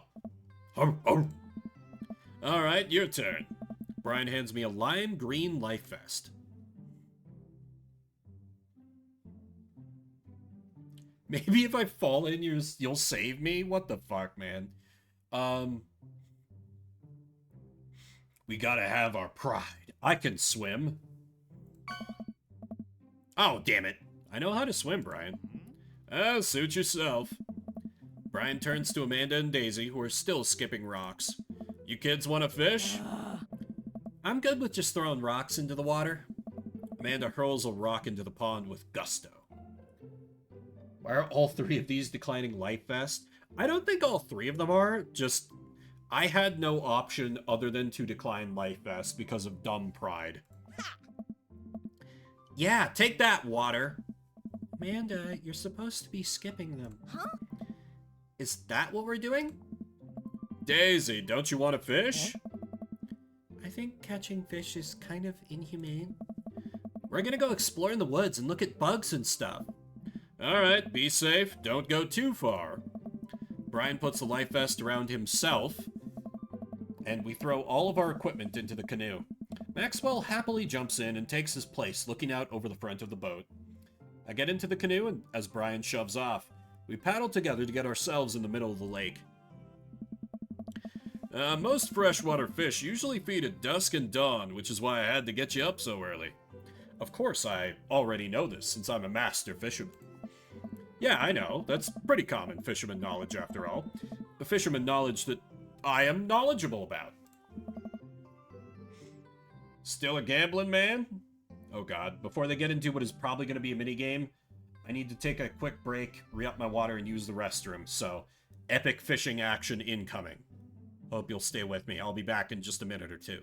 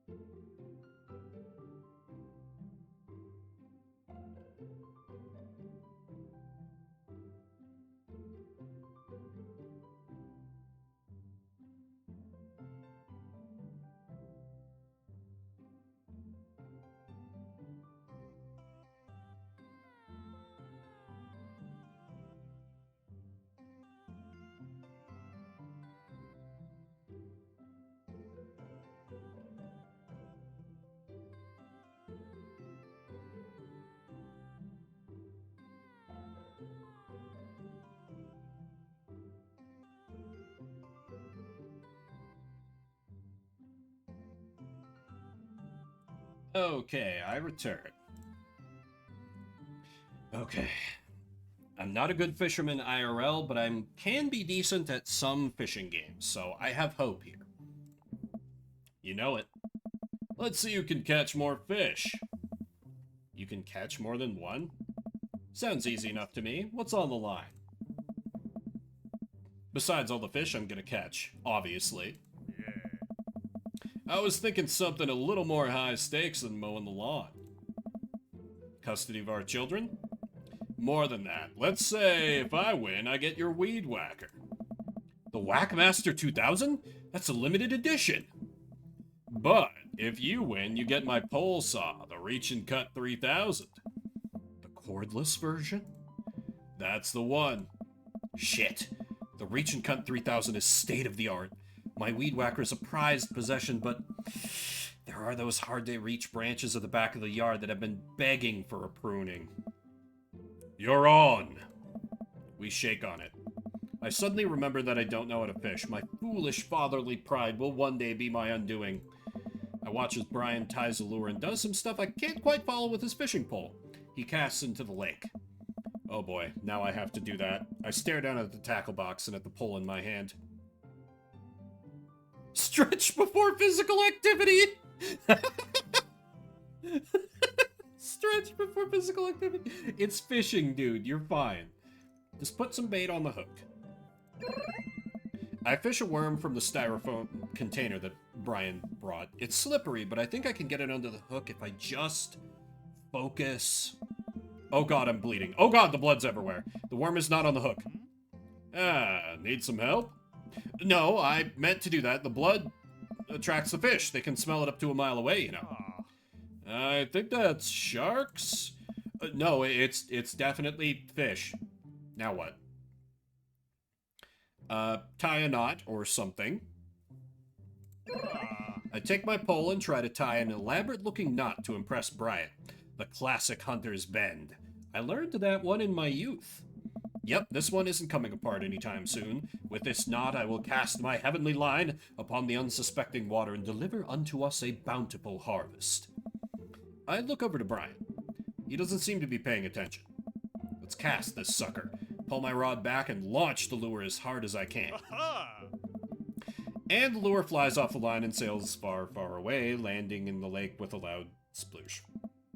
Sorry, I judged the wind speed wrong. This cold air drives the pressure down. Go ahead and take my pole. I know it's hard switching to a new pole you're not used to. I'll fix up another lure. Brian hands me his pole with a smile, and I just sit there, feeling like an idiot. No, it's fine. It's fine, in-game me. He's offering you his rod. We must grasp it firmly. Fishing around here is easy. They group up. All you gotta do is line up 3 of the same species and reel... Oh god, it's a match 3. I need to match 3 of the same species? I can't tell which fish is which. Match that fish. Okay. That's the northern pike, a sport fish that isn't great for eating due to its tough, scaly hide. Some fishermen hunt them with bow and arrows since their sharp teeth easily cut through fishing line. Oh shit, time keeps going while he's talking about fish. Catch of the day. Catch of the day. Match of the day. Match of the day. We ain't got time for bug facts, friend. There is only fish catching. Shut up.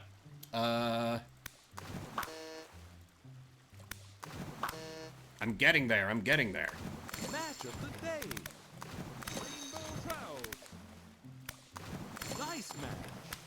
I've never really played match 3 games, come to think of it. Now you're fishing. He's trying to distract me with fish facts. What? What do you mean? No. God damn it. Nice catch. Here we go. Match of the day. No, that's a different kind of fish. Crap. Oh god. No, not every... Match of the day. Not everything has to result in getting a catch. It's fine. Wait. No, this to here. Nice match. Nice Okay, good. Fishing combo, fishing combo. Nice Here we go. Got these here. This is a Borfer. There we go. Switch out here. Go here. Match of the day. Yeah, we're reeling in all the fish. This is going fine. Oh, indeed. Yeah, I was not expecting a match 3 game to be one of the mini games this game busted out on me. We go here. And then here. Match of the day. And, here. Nice match. Okay. I'll take an S rank. Good work.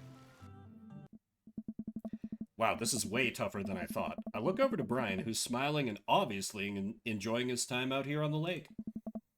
I will crush him. Suddenly, the fishing pole jumps in my hand. I reflexively tug upwards. I think I got something big. The tip of the pole dips down repeatedly and the line starts to run. Hey. Reel it in. I finally get the fish right up next to the boat. It's a long, beautiful rainbow trout. Brian hands me a net. It's all yours. I lean down and notice that my hands are shaking with excitement. This fish is bigger than all the ones Brian's caught. That pole saw is all mine. All mine. The entire canoe tips over with me. I find myself sinking into the lake. And this is why you don't refuse a life vest, you idiot. Should have taken the life vest. All of a sudden, I'm embraced under the water and pulled into Brian's arms. I'm finally dragged upwards, sputtering water. All of our gear floats on the surface. Maxwell doggy paddles around us in circles, having a great time. Okay. Are you alright? Does that count as one?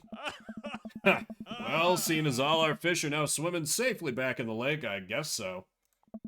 Brian laughs. Let's get you to shore.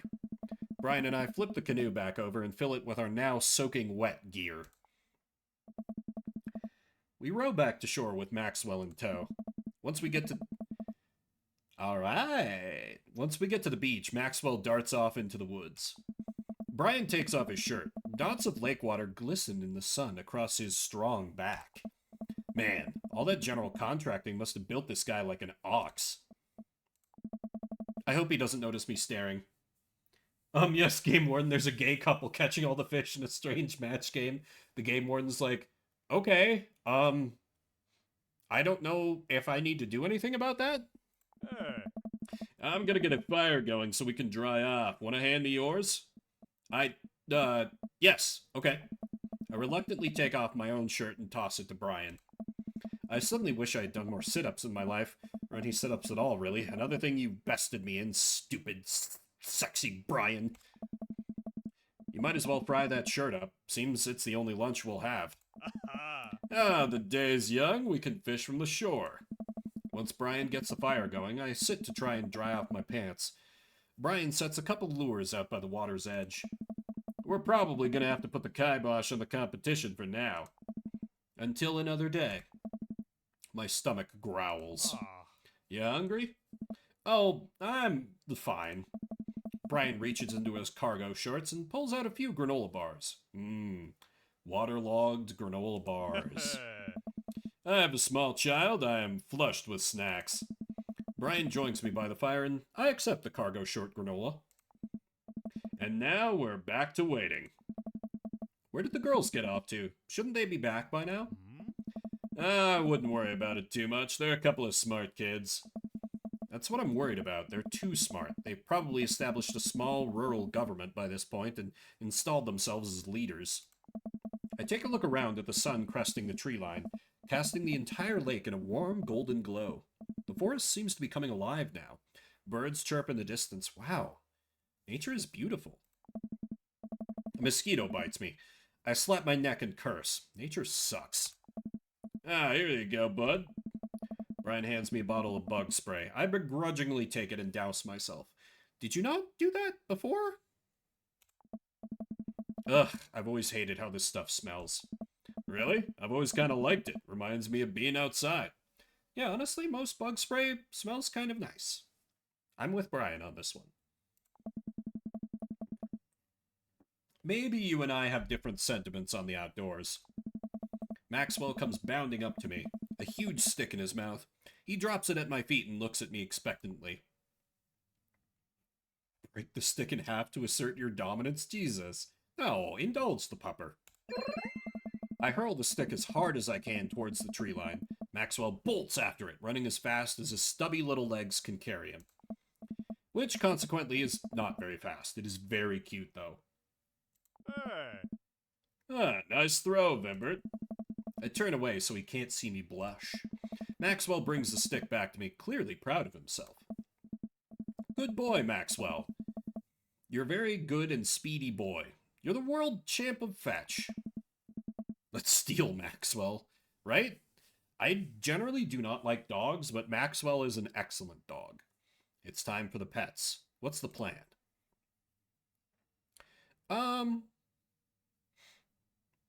A good scratch behind the ear, I think. I give Maxwell some nice little scratches behind his floppy ears. He responds in kind by licking my face. Water.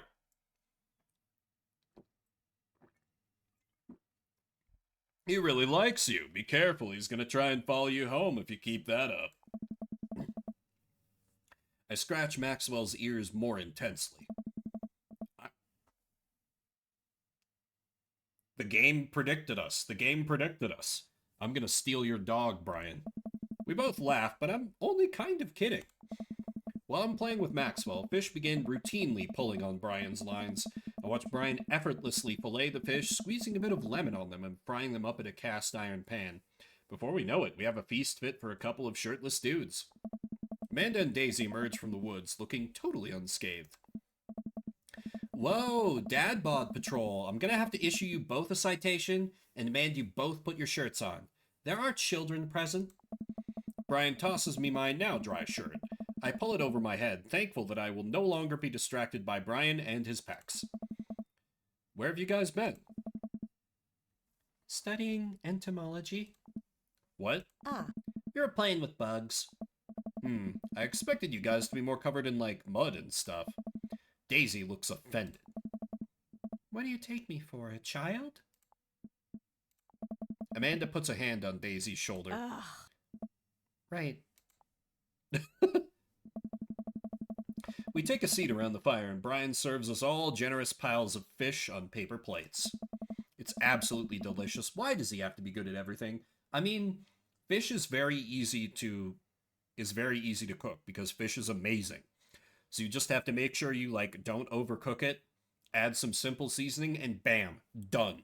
The natural flavor of the fish does all the work for you. Fish taste okay? Daisy and Amanda both nod furiously, mouths full of fish. It's incredible. I've never had fish this good. Yeah, it's great. Old Harding family recipe. Why are your pants wet? Well, Amanda, we were out there on the lake, and then I accidentally tipped over that boat. Don't worry, all the gear floated to the surface, so we didn't lose anything. Right, Vimbert? He's covering for me? Oh, Brian. Yeah, that's exactly what happened. I can't believe he just covered for me. Gosh, he even out-humbles me. He's trying to beat me at everything, including my world-famous sense of humility. We finish our fish and end up playing catch with Maxwell for a little while before we decide to head out. After cleaning up the camp, we pack up the station wagon and let Maxwell into the back seat. The poor pup falls asleep in a cuddle puddle with Amanda and Daisy. They've had a long day. Very gay, yes. How dare you try to block that auto mod in this stream of all streams? Been an ordeal today, bud. Let me drive you guys home. I want to prove that I'm the most awake dad on the block, but yeah, I'm beat. Fine. As we drive away, I take one last look at the lake disappearing behind us and smile. I rest my head against the window, and the low rumble of the dirt road beneath us lulls me into a peaceful sleep. Hey, sleepyhead! I opened my eyes and realized that I had dozed off in the car. I self-consciously wipe a bit of drool off my chin. Oh, hey, I was resting my eyes. Just in case we suddenly have to jump into any sort of conflict, so I'm super awake for it. And ready to fight. Ooh, yeah, watermelon Snapple doesn't sound great. Not a big Snapple guy in general. Mind. With my strong arms. Ah, it's all good. You earned some rest, buddy. Thanks for coming out with us today. I had a lot of fun with you. Thanks for inviting us. I also had fun, actually. Glad to hear it. Take it easy, yeah? You too. Take it the easiest. Brian chuckles to himself as he unloads the car. Amanda and I get inside and immediately collapse onto the couch. Long day. I don't think I've had the dragon fruit. I think I've had the apple and strawberry, but it's been a long time. Yep. I was so close to that pole saw. Pole saw? Yeah, Brian and I were competing to see who could catch the most fish, and... stop. Why do you care so much? Manda Panda, just look at the guy. He's so obviously got my number and he's rubbing my face in it. Ugh. Dad, I love you, but you're kind of dumb sometimes. Dumb? Or clearly the superior dad? You know what? I don't have any of the energy required to properly unpack your weird fixation with asserting your masculinity. I'm going to bed. Night. Amanda slides off the couch and face down onto the floor. I am a tired slug.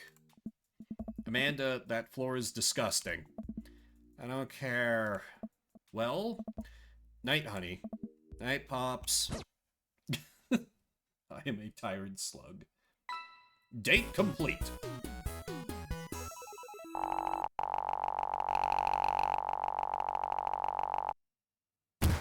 Of all the dates I've been on, that sure was something. Okay. I'll take an A rank. It's a man and gay thing you wouldn't understand, Amanda. Exactly. Exactly. It's a beautiful night and the air smells so fresh, I decide to take the long way home. I casually stroll through the neighborhood, taking in the sights and sounds of a suburban city with a low crime rate and wide walkable sidewalks at night. So the sights and sounds that don't exist is what you're telling me.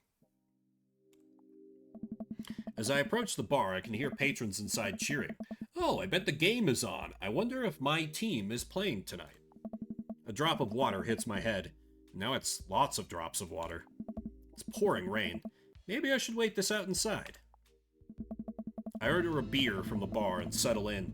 Turns out that my team isn't playing tonight, but I can certainly enjoy the game regardless. The bar is unusually crowded, and the feeling of camaraderie over a shared love for the game makes me smile. Sports are nice. I look over into the corner and spot none other than Mary, sitting alone and in the corner, nursing a cocktail. Something about her seems different this time. Now that she's by herself and not hanging off some younger guy, she looks so sad. She looks up and half-heartedly raises her glass to me before staring off into the middle distance. Keep watching the game. Do not engage. Do not engage. Oh. Whether or not Mary is actively looking for attention, I decide I don't really have the energy to give it to her. I politely reciprocate her glass raise while keeping my eyes glued on the game. Eventually, I manage to disengage from the game and realize Mary has left. Hope she doesn't have too rough of a night. Welcome. You've got dads. DB? Vimbert, listen, this is you from the past. Whoa, how'd this happen? I figure you're trying to reply to this because I know myself, but this is an automated message from you earlier this morning, when it was socially unacceptable to go out and buy ice cream. I forgot I did that. I forgot how I did that as well. The future is amazing. Listen, life is short and ice cream should always be acceptable, but unfortunately this isn't the society we live in. And it's less the society we live in and more me projecting my own anxiety about being judged onto others, but you know what I mean. By the time you're reading this, it is a certain time of day in which nobody will bat an eye at you going out and buying ice cream. You know what to do. Be good, me. Buy that ice cream! We must follow the sage counsel of our past self. You know what? I've earned a treat. On the way home, I decide to stop off and grab some ice cream, which I fully plan to eat directly from the tub. Hell yeah. It kind of reminds me of a funny story. It doesn't involve ice cream, but like, not long after I'd moved to Denver, like, I was not in the best place. I was crashing with my sister, which is, it was very good with her that she offered me a place, but, like, I was basically between jobs. I'd just come off a relationship that I thought was going to be serious and then wasn't. But, like, in the middle of the day, one day, I decided, like, damn it, I want some Cheez-Its, and we don't have Cheez-Its. So I walked down to the grocery store and just bought, like, one of those big family-sized boxes of Cheez-Its, was walking back, and I decided, you know what? Let me just crack open this box and start eating some as I walk.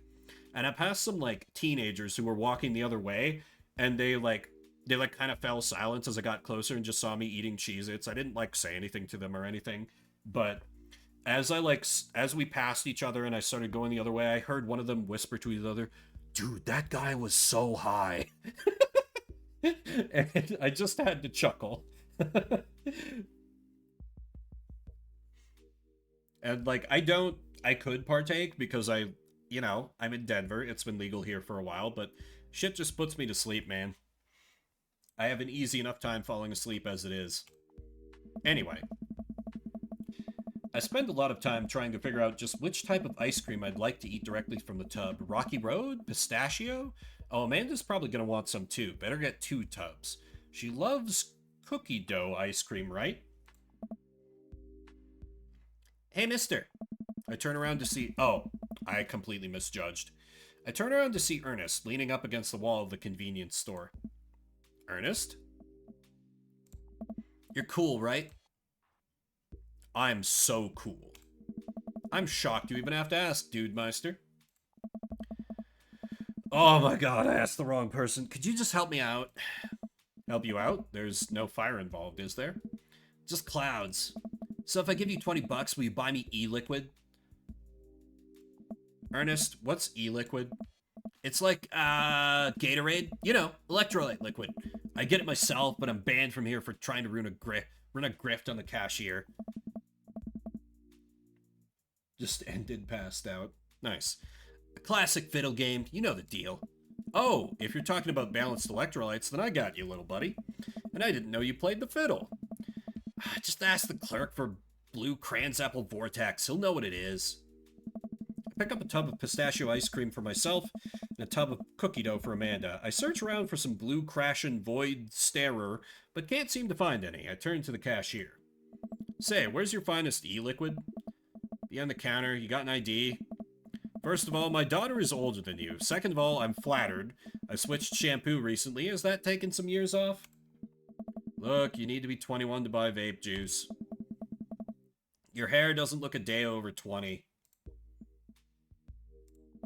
Wait a minute. Are you just trying to butter me up to get me to buy more ice cream because it's working? I glance outside and spot Ernest staring at me. Double wait a minute. So you're telling me the e-liquid is not a sports drink? That's for vaping. Ernest is watching us intently through the window. I better go give that kid a piece of my mind. I see. Okay, look, I'm gonna pretend that you didn't try to trick me into buying you the old Baphomet's cough syrup, and then go inside here to purchase my ice cream. I won't tell your dad if you promise to scram. And stop vaping, you'll get popcorn lung. What if I give you 25 bucks? Buying a kid vape liquid. Yeah, that would be a real low if we agreed to it. Go home, Ernest. As I'm walking back inside, Ernest calls after me.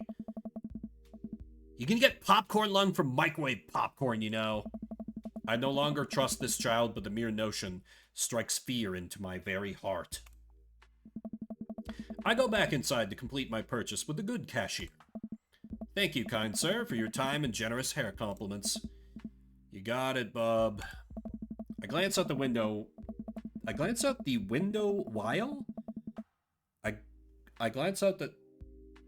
What? Whatever. I glance out the window while to see Ernest still outside. Looks like he's talking to some other poor sap.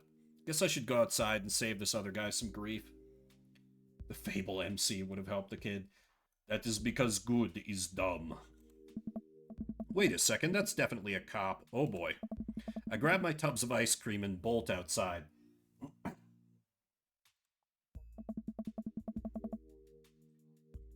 Ernest is already face down on the hood of a squad car. Ernest, did you seriously just try to get a cop to buy you e-liquid? Do you know this kid?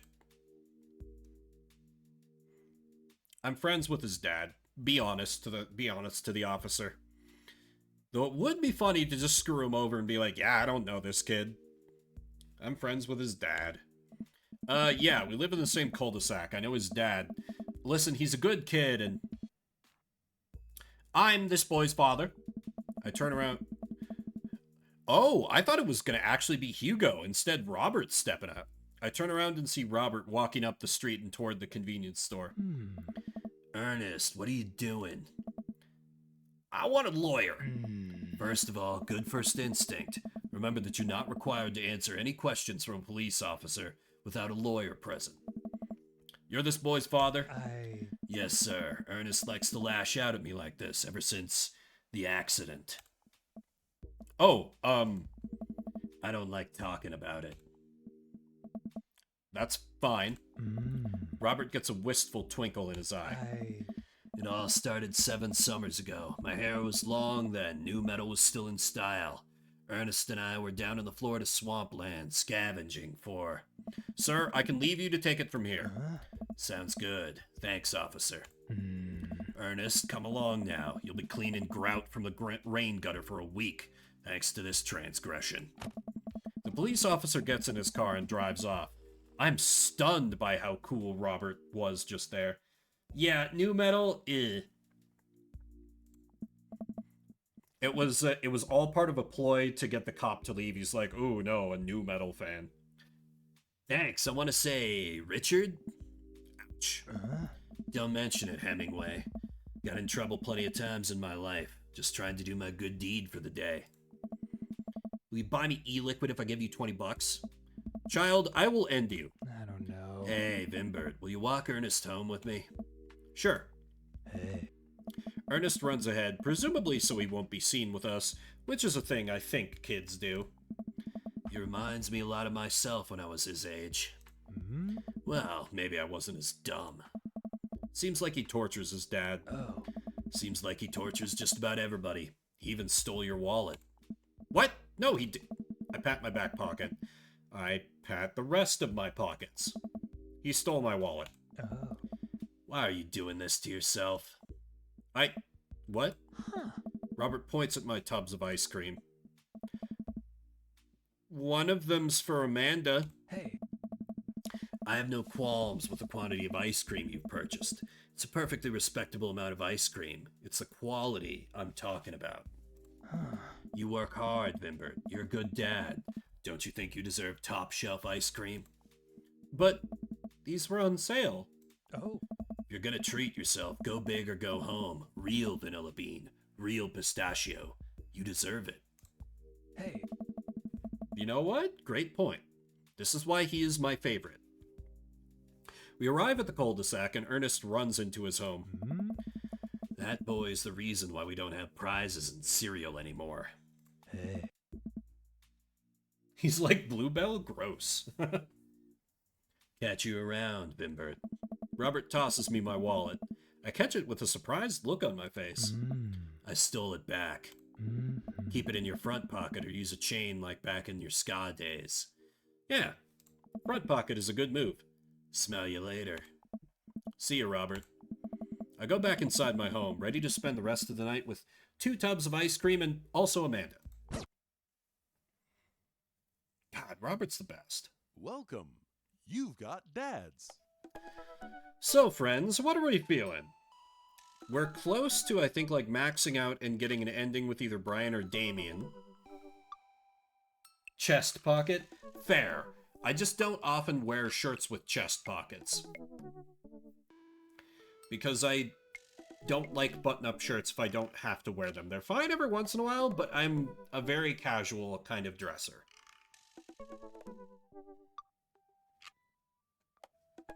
Which is to say, a very lazy kind of dresser.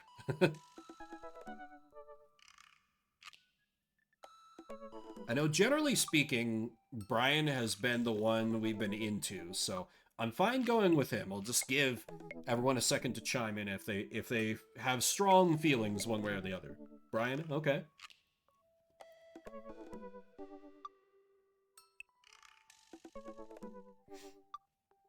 Also gives me a second to take a drink of water.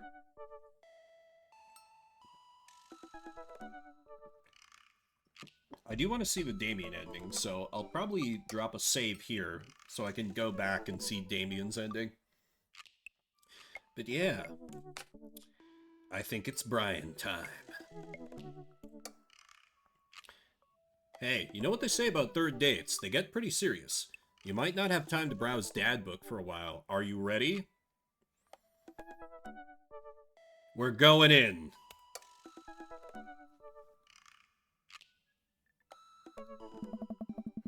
I spend the day lounging around the house in my bathrobe and slippers, committed to enjoying my day off as a testament to dad laziness around the world.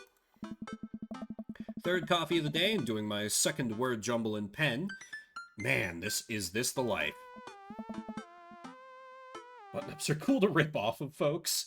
Can't say I've ever experienced that myself, but I believe it. Hey, this one spells door. You're still taking me to the fair later, right? There's a fair? Ugh. Dad, it's literally around the corner from us. It's still not ringing a bell. Oh. I came home yesterday with cotton candy. Nope, nothing. I gave you a teddy bear that I won, specifically stating where and when I got it. Hmm? Seriously? Amanda walks to the windowsill and slides the drapes open. There's a big Ferris wheel in the distance. Oh right, that one! I thought you meant another carnival. You're coming with me tonight, right? Gosh, honey, I don't know. I've got all this... I look down at the mug of coffee and word jumble in my hands. Pressing business I need to attend to. Amanda points to my word jumble. Park, dog, clock, cereal. I knew that. I totally knew that. The secret word that they all spell out is pool. Hey, you're pretty good at this. Now you don't have an excuse, you're coming with me. Amanda pushes me into my bedroom and forces me to change out of my bathrobe. Wear something nice, I want some arm candy tonight. Got it. And no flip-flops. Not after last time. We don't talk about last time.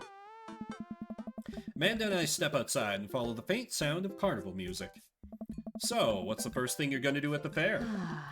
Eat greasy food, like deep fry everything and put it in my mouth. I don't care if it isn't tasty to start. I believe that the deep frying process can transmute any non-tasty thing into a tasty thing.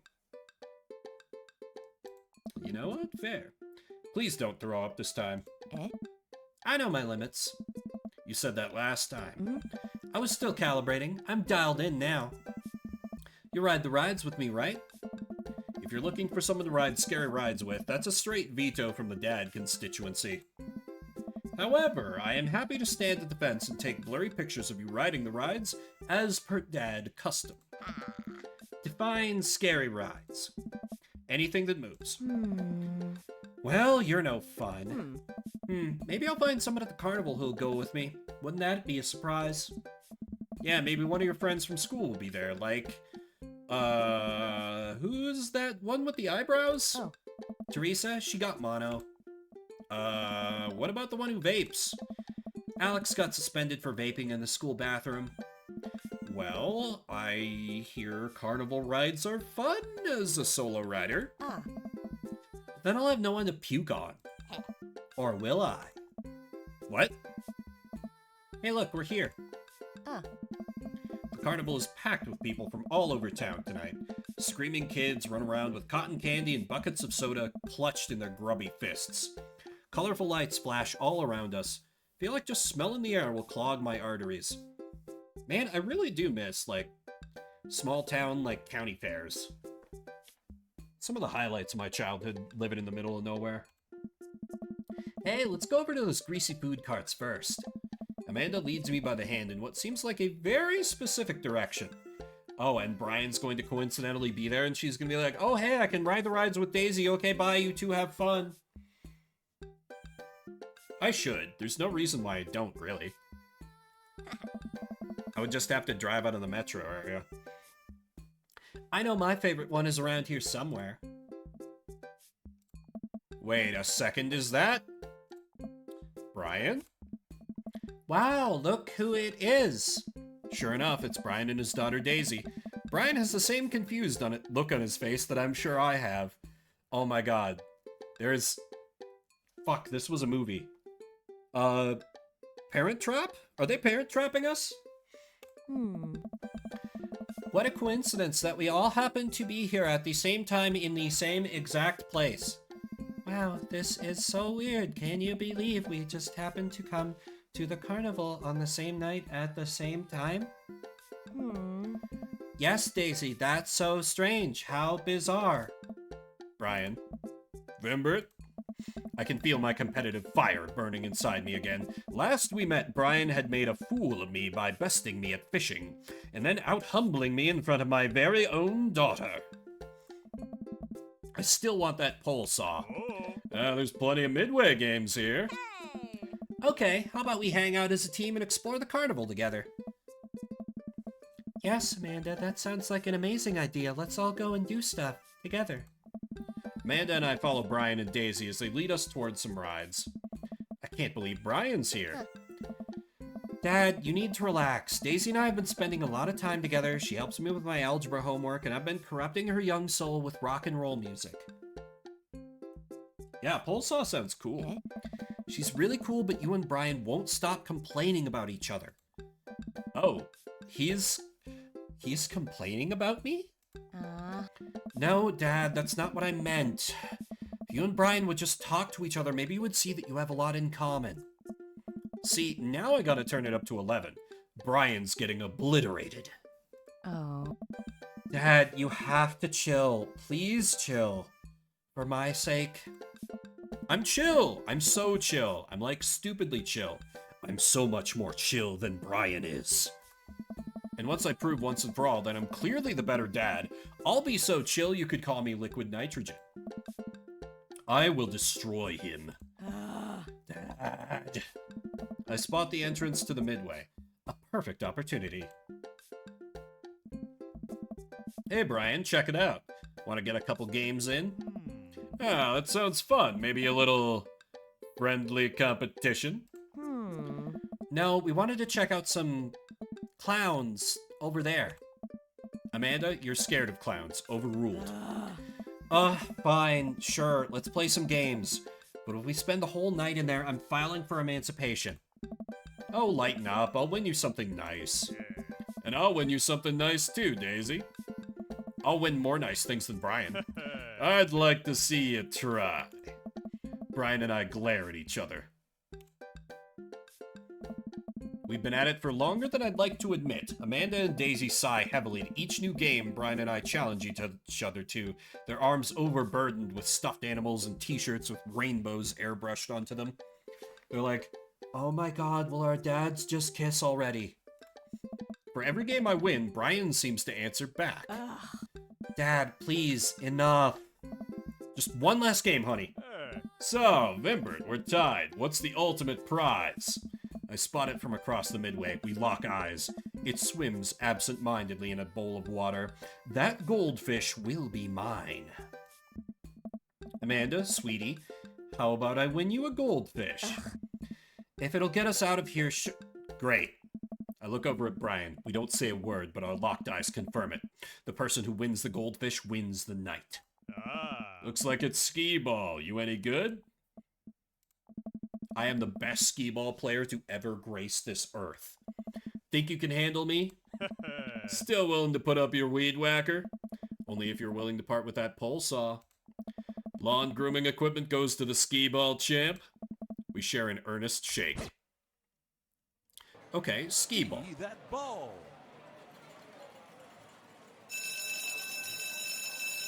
Ski that ball. Oh boy, it has to... Shit. Okay, 40, I'll take 40. Damn. More important to get it straight than to get it powerful. But both is good, of course. Just continual points. Shit. Oh god, he's destroying me. He's destroying me. I gotta aim for hundos. There's no other chance. Crap. We gotta go faster. We need more. We need more. What the hell? Come on. No. Robbed. It came back to me. What do you mean? Oh, God. No. We're going to lose. No. 50? No. I was supposed to at least get the 50. Come on.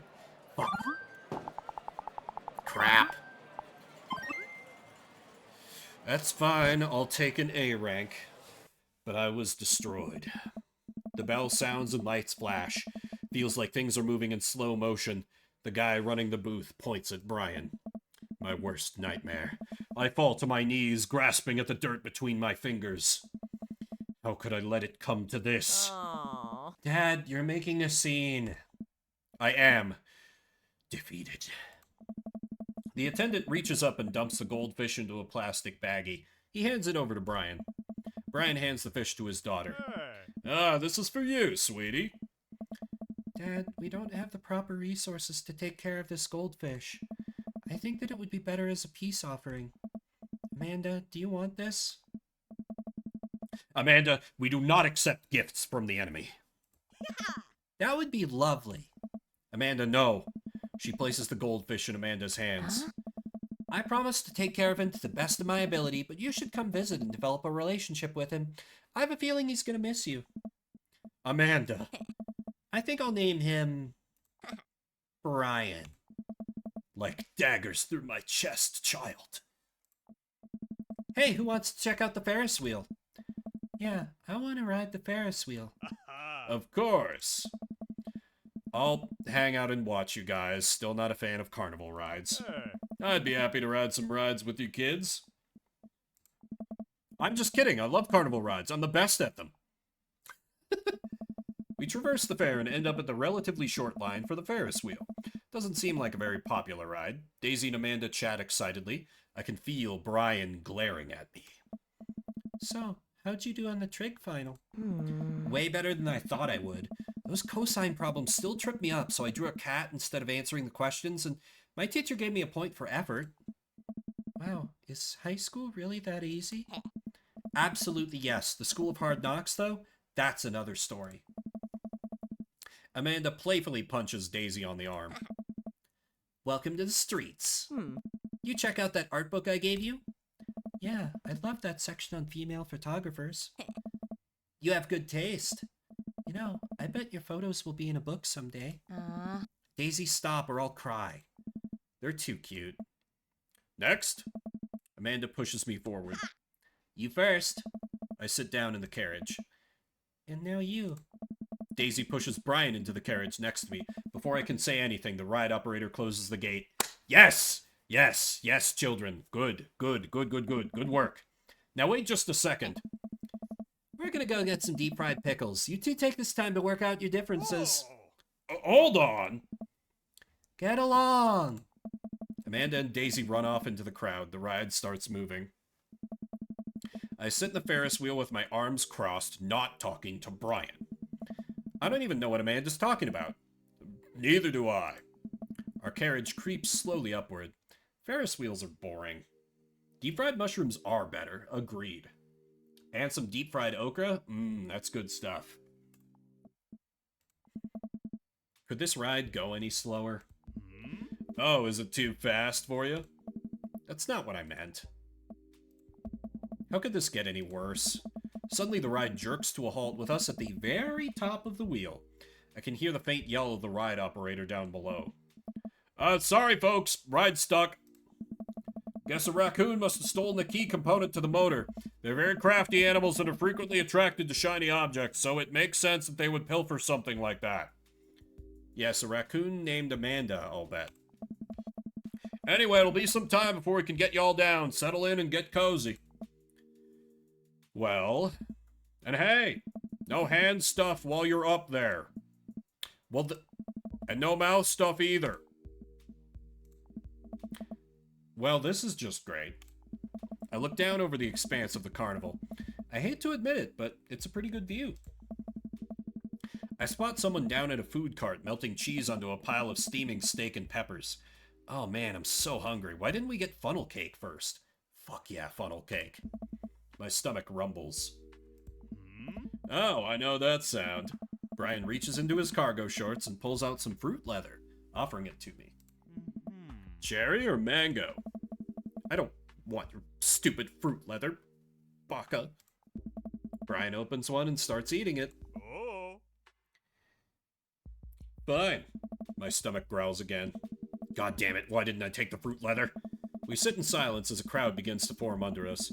A group of carnival workers attempt to restart the engine. I suddenly remembered that I have a tiny book of word jumbles and a golf pencil in my pocket. I pull them out and start working on a fresh page, determined not to look at Brian. Hey, I always bring a puzzle book with me too. Brian pulls out a small book of crossword puzzles and a pen. Are you kidding me? I throw my book of word jumbles off the side of the Ferris wheel in a fit of rage. Ha! Oh, I bet we could find it when we get off this thing. Shucks. Here, you can do my crosswords. Brian holds his book and pen out to me with a smile. Absolutely not. Hmm? Why do you hate me so much? Hate you? Why do you think you're better than me? Oh. What? I don't think I'm better than you. Oh, okay, so you were just offering me fruit snacks and crosswords out of the kindness of your heart? Aha! Yes? A likely story. All you do is brag about your smart kid and your landscaping and your stupid weed whacker. I'm sick of it. Whoa. And all you do is one-up me every chance you get.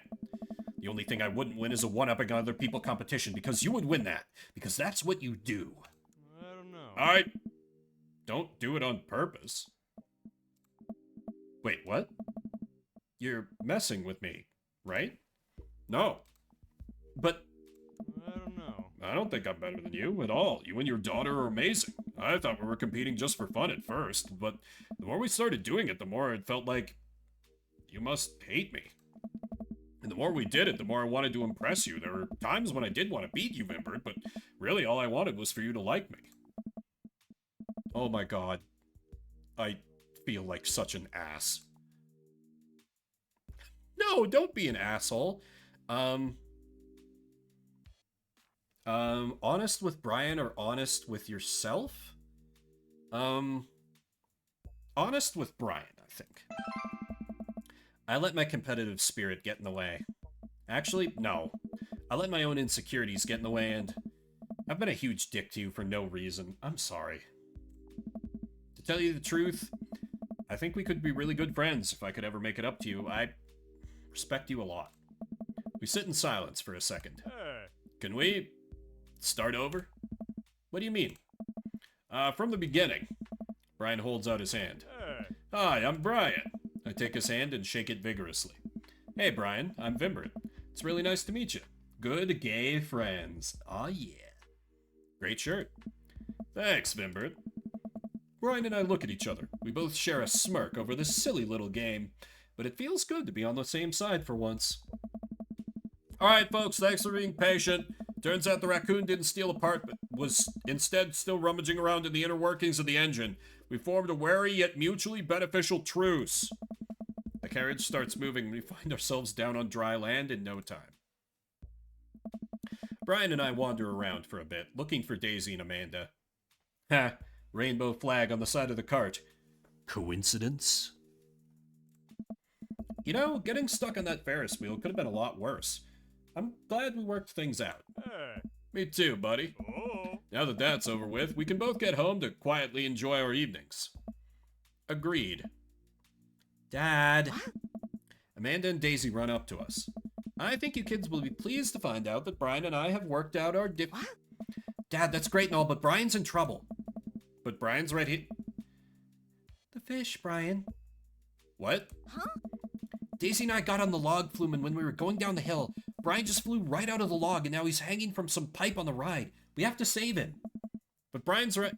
The fish! Brian, the fish! Oh, right. Come on.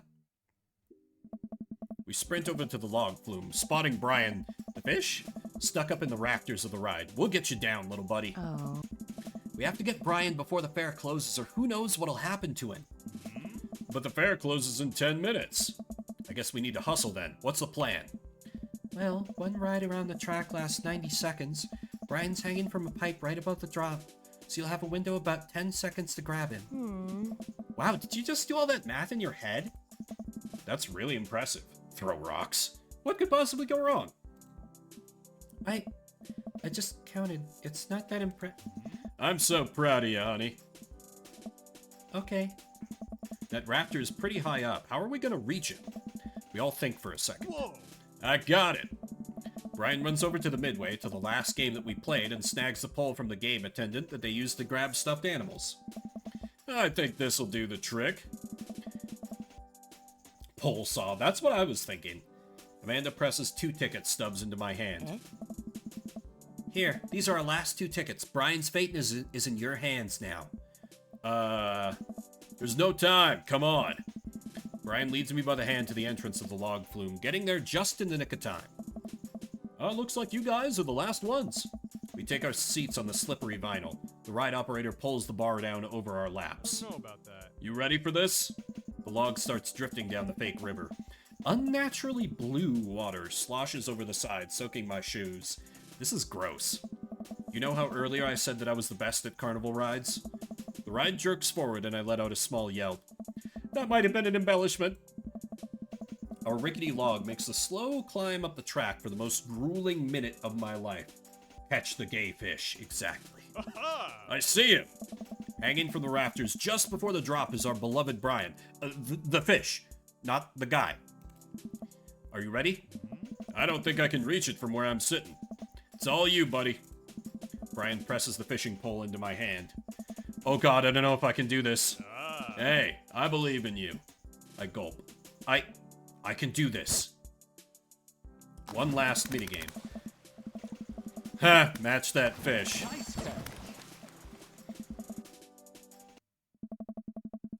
With the precision only attainable from playing Midway games at a competitive level, I hook the baggie that contains Brian the fish and place it onto my lap. I did it! I grasp the bag firmly. He'll be nice and safe during the drop. Oh god, the drop. I momentarily forgot there was a drop. It's a big drop. Oh, it's coming up real fast. Oh man, it's a big drop. So when I told you that I'd sort of over-exaggerated my proficiency with carnival rides, it turns out I under-exaggerated just how bad I am with them. I am utterly and completely terrified of carnival rides. Brian looks over to me and takes my hand in his. Nice. Oh! I'm right here. We can do this. He gives my hand a squeeze as our log tips over the edge and flies down the drop. Ah! A wall of water rains down on us. I realize I had my eyes squeezed shut and open them to find Brian still holding my hand. He smiles at me. That wasn't so bad. Aha! Told you we would make it. Brian and I walk off the ride and approach Daisy and Amanda. I hand the baggie to Amanda. Brian! Ah! Hey! No, the fish. Okay. Aw. I mean, hey, thanks for saving the fish. Don't thank me, that was all your dad. Big gay fish. Yep, he's quite a catch. Both Brians are. Aw, shucks, it was a team effort. Yeah, you all used your special skills to get him back. Brian got the pole, Daisy did the math, and you got the fish. I didn't get to do anything cool. Well, honey, I'm sure you... Hey, what were you guys doing up there? That was totally dangerous. Amanda steps in front of all of us and plants her feet. Listen, dude, it might have been totally dangerous, but I'll have you know that we triumphed over more than just your silly rules today. We overcame adversity through teamwork and friendship and love. We banded together to achieve a common goal, and here we stand, stronger than the sum of our parts, and for you to... I actually don't care. The fair's closing. Just get out of here. The ride operator wanders off.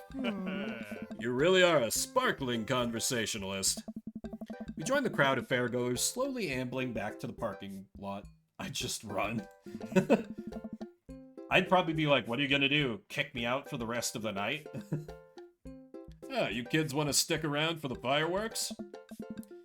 Do we have to? I have never seen a child less enthusiastic about fireworks. Yeah, can we just go home? We've been hauling all these prizes around for hours and my back is killing me. You kids run on ahead. We'll catch up with you later tonight. Amanda and Daisy skip along. We'll probably find them later, curled up on my couch and watching long-haul paranormal ice road ghost truckers.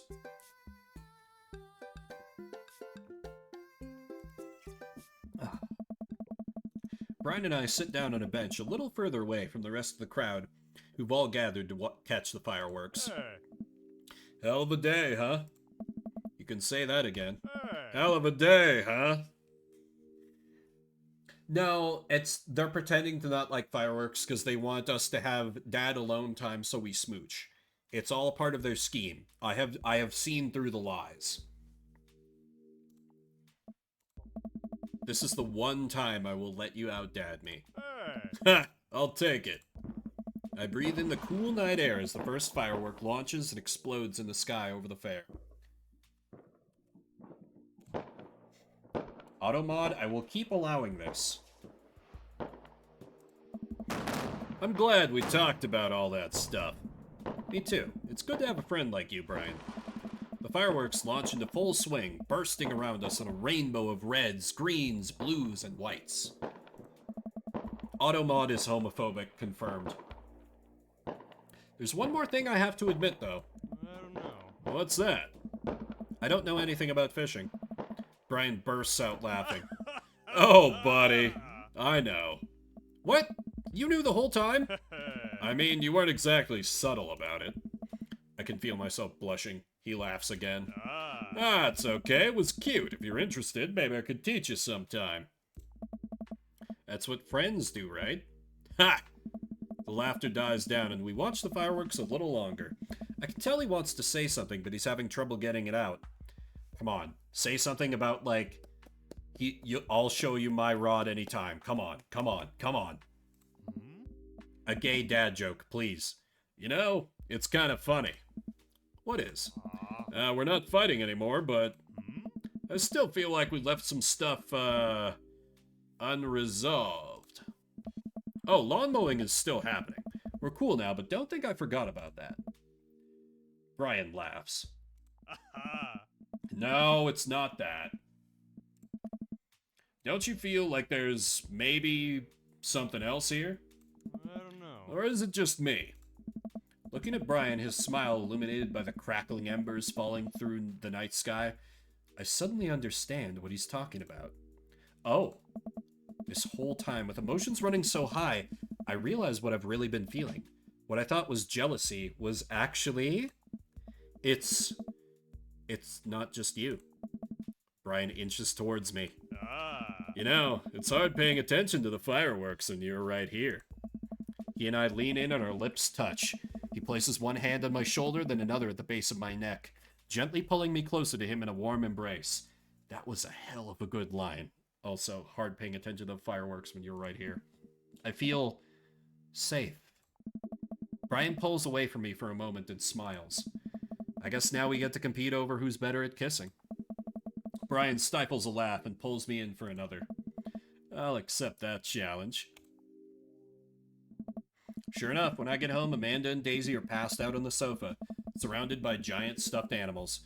Amanda's snoring drowns out the paranormal ice road truckers still playing on TV.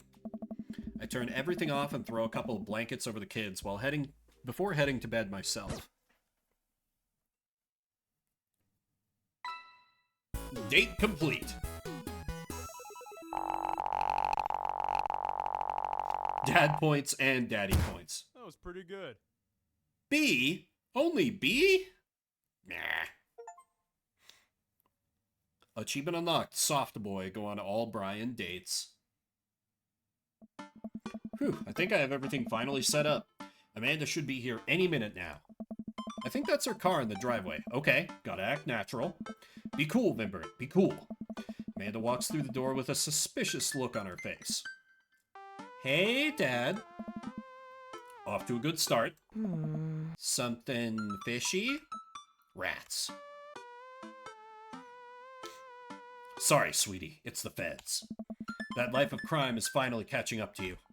I tried to send them in a different direction, but even I'm no match for the power and funding of the US government. Ugh. Well, if they think they're gonna take me alive, they've got another thing coming. I'm kidding. You're right. I have a little surprise for you. Dad. Yeah, I can tell. You're very bad at lying. Amanda, my dear, would you care to join me in the kitchen? Father, it would fill my heart with glee. I lead Amanda over to the kitchen table where a present lies covered under a tablecloth. It's nothing special, but I wanted to get you a little something. You graduated high school last week, and I know you told me not to make a big deal about it, but... Aw, Dad, you... I dramatically whip the cloth off of the table. Amanda's jaw drops. No way! I figure you probably won't be able to get cable in the dorm, so I thought it might be nice to take a piece of home with you. A DVD box set of Long Haul Paranormal Ice Road Ghost Truckers. This is all 19 seasons. And bonus material, including commentary with actual ghosts featured on the show. Dad, I love this. Thank you. She gives me a big hug. I'm glad you like it. Hey, you want to hang out with me in the backyard for a bit? Toss the old pig skin or something? Totally. I follow Amanda to the back door. What? You told me not to make a big deal, but you seem to have forgotten that my entire mission in life is to make a big deal out of your accomplishments. So consider this your graduation party. Surprise! Dad, everyone's here. Well, yeah, everyone wanted to come and support you. Yeah. Is that a mac and cheese bar? Sure is. Fully customizable, down to the type of mac. And there's an ice cream cake, the good kind, with the crunchies in the middle. Yes. I don't know what to say. Don't say anything. Just go have fun with your pals, alright?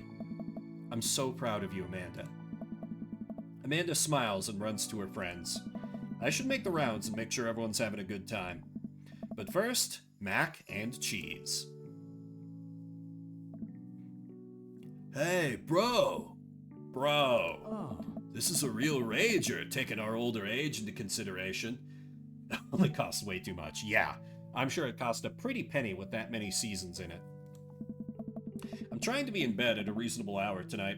Don't let me get too wild. Bro. Don't worry, dude. I'll keep an eye on your fruit punch intake.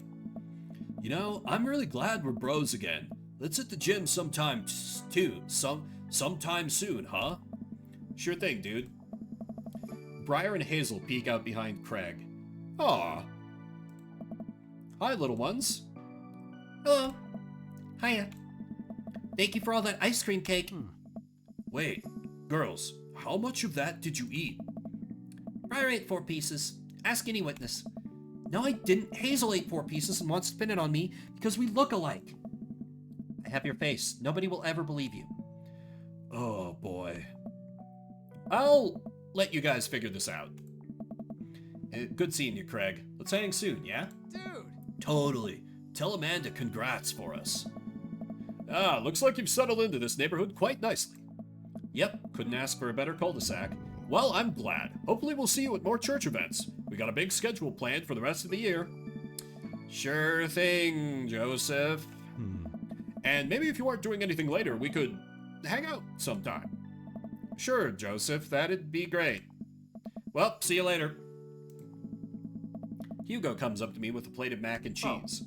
The perfect cheddar to mac ratio. Beautiful work, Vimbert. Thanks, Hugo. You know, I'm really pleased to see Amanda going to her dream school. I'm glad she turned it around for finals. Me too. That scholarship money will really help. Amanda walks by and pretends not to see Hugo. Amanda, come say hi to your old teacher. Hey! Congratulations on graduating. I know you're gonna do great things at art school. Haha, yeah, thanks. Amanda starts to back away. Wait, I just realized that you're not my teacher anymore, so I don't have to be afraid of talking to you. You no longer hold power over me. Oh. You're right. Go forth, adults. I can no longer give you detention. Yeah, I'm gonna break anything I want, and there's nothing you can do about it. Are you still mad about that time I gave you detention for breaking my globe? Nope. Ah. And I'll have you know that the globe didn't even fit through the basketball hoop in the first place, so... she'll fit into college just fine. Hey. Hey. Huh. Robert gestures vaguely to the snack table. Good stuff. Yep. See you later. Hey, dude. Oh, that's a little sad that that's all the exchange we have with him. Oh, with my favorite dad, too. Hey, man. Matt. Let me know when Amanda leaves for college. I'll have a fresh batch of grateful banana bread ready for her. Thank you. I know she'll love that. Oh. What a splendid garden party. My deepest thanks for extending an invitation to my son and I. This icebox cake is divine. Yeah, thanks, dude. Good cake. Thanks for coming by. I see Daisy and Amanda in a corner of the party and walk up to them. I swear, if you two are planning another parent trap, thank you, thank you. Banana bread does sound delicious. I might have to, like, immediately go and eat food after I'm done streaming, because the game keeps making me hungry. Relax, Dad. We already won the game. We're just having a friendly chat. Tell me more about college. Slow down, kiddo. You're not even in middle school yet. But I want to go to class in my PJs now. I mean, nothing's stopping you. But Daisy, I hear ya. I know you're stoked on college and skipping grades and taking over the world with science, but you gotta enjoy being a kid first. Growing up is weird and scary, and eventually you'll be able to rent a car, but you gotta get through middle school in one piece first. You know how you wish you were going to college? I wish I was in 5th grade. I want recess and snack time back. Cherish it while it lasts, girl. You got a big future ahead of you, but I don't want you growing up too fast on us, alright? Alright. Thanks, Amanda. I ease away slowly. Amanda seems like she has a handle on the situation. As the party starts to wind down, I take a seat on our back porch step. The sun is setting, and everyone seems to have eaten their fill. Amanda wanders over and sits down next to me. Killer party, Pops. What can I say? I was inspired. So... Rent a car? Yeah, that's a weird thing to bring up as, like, a hallmark of adulthood, but, like, I guess? I also have something for you. For me? Why? Not to be completely genuine about my feelings for once or anything, but... Growing up wasn't easy, but it could have been a lot harder if it wasn't for you. Dad, you've been there for me through everything. There's been times in my life where you were my only friend. I was really scared of going to college and being so far away from you, but I realized that everything you've done for me has been to prepare me for this, and I'm ready. I wouldn't be who I am today without you. Don't cry. Don't cry. I swear to God, Vimbert, if you cry again... You're the best, Dad. I love you. And I'm crying. Anyway, that was enough emotional vulnerability for one day. Present time! Amanda hands me a tiny wrapped package. I tear the wrapping off to find a framed picture of me and Amanda. It's us. Kinda shocking, all of our photo albums are just pictures of me, huh? I figured we needed at least one together before I leave. Amanda, thank you. Watching you grow up has been the happiest experience of my life. You're such a talented, intelligent young woman, and I'm so excited to see what the future holds for you. Knock 'em dead, kid. Always do. Amanda and I share a hug. This is only the beginning, Pops. Plenty more memories for us down the road. Memories to make and stuff to break, right? Oh. Oh, I'm gonna break so much stuff, intentionally and unintentionally. You're probably gonna have to pay for most of it. It would be my honor. Amanda hops up. Looks like someone's been waiting to talk to you. I glance over to the back of the yard where Brian is sitting on a bench beneath our cherry blossom tree. We have a cherry blossom tree? Okay, sure. He smiles at me. I'll leave you to it. Me and the Emmas are gonna go get ice cream. Pew. Love you, Pops. Amanda runs off to join her friends.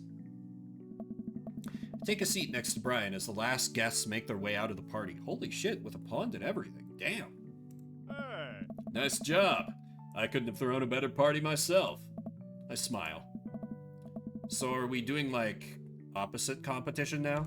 Ah. Yeah, we're just gonna compliment each other. Relentlessly. I bet you could do more push-ups than me. Oh. I bet you're better with computers than I am. I bet you could trim a tree faster than I could. Ah. I bet you could de-ice a sidewalk more thoroughly than me. I like this a lot better. She's not going to be able to afford anything car like that, true. This is how she learns, though. We have to let her make her mistakes. Brian blushes. I nestle myself into the soft space between Brian's shoulder and chest. No matter how many times he washes that shirt, I bet he'll never get the smell of campfire out of it. Not that I mind. Ah. Got a long summer coming. Interested in some more fishing trips with me, Daisy and Amanda? As long as you'll save me again if I fall into the water. Hey. I'd be happy to. Gotta sneak in as much father and daughter time as possible before Amanda heads out.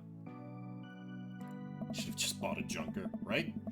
Also be careful, she's probably gonna try to steal your dog and take him with her to college.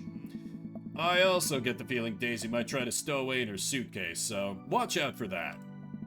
The sunset casts a pink glow over everything, and a quiet calm seems to descend upon my backyard. It reminds me of the lake.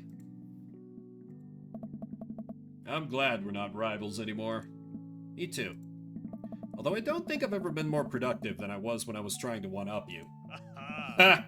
Maybe a little friendly competition is what we both needed. I sigh and nuzzle against Brian a little harder. I am the cuddle champion. Hey. We'll see about that.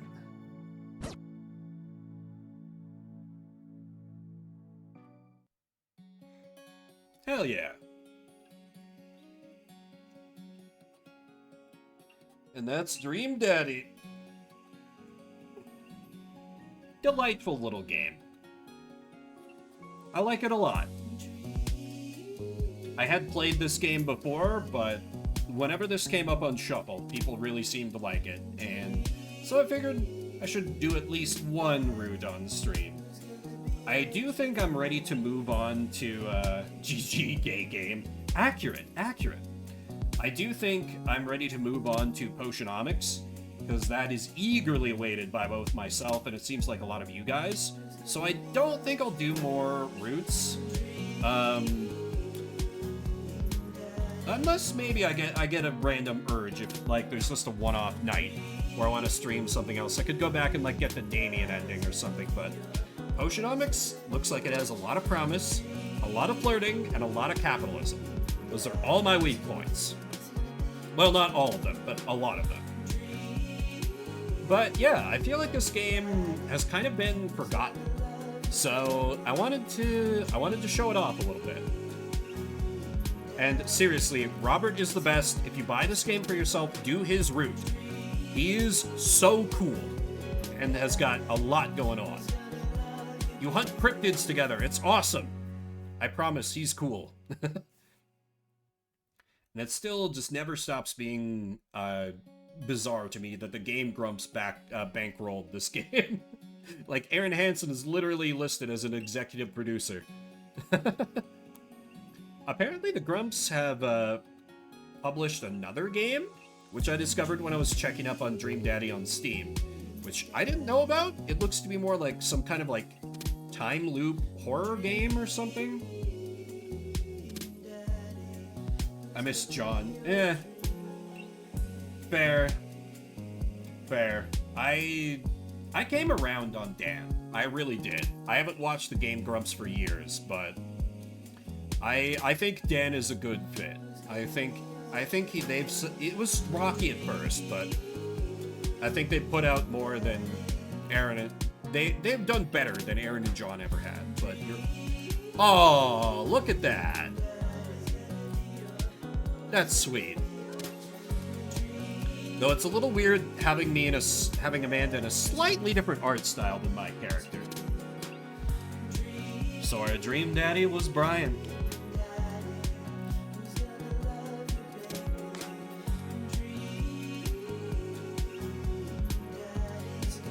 Hell yeah.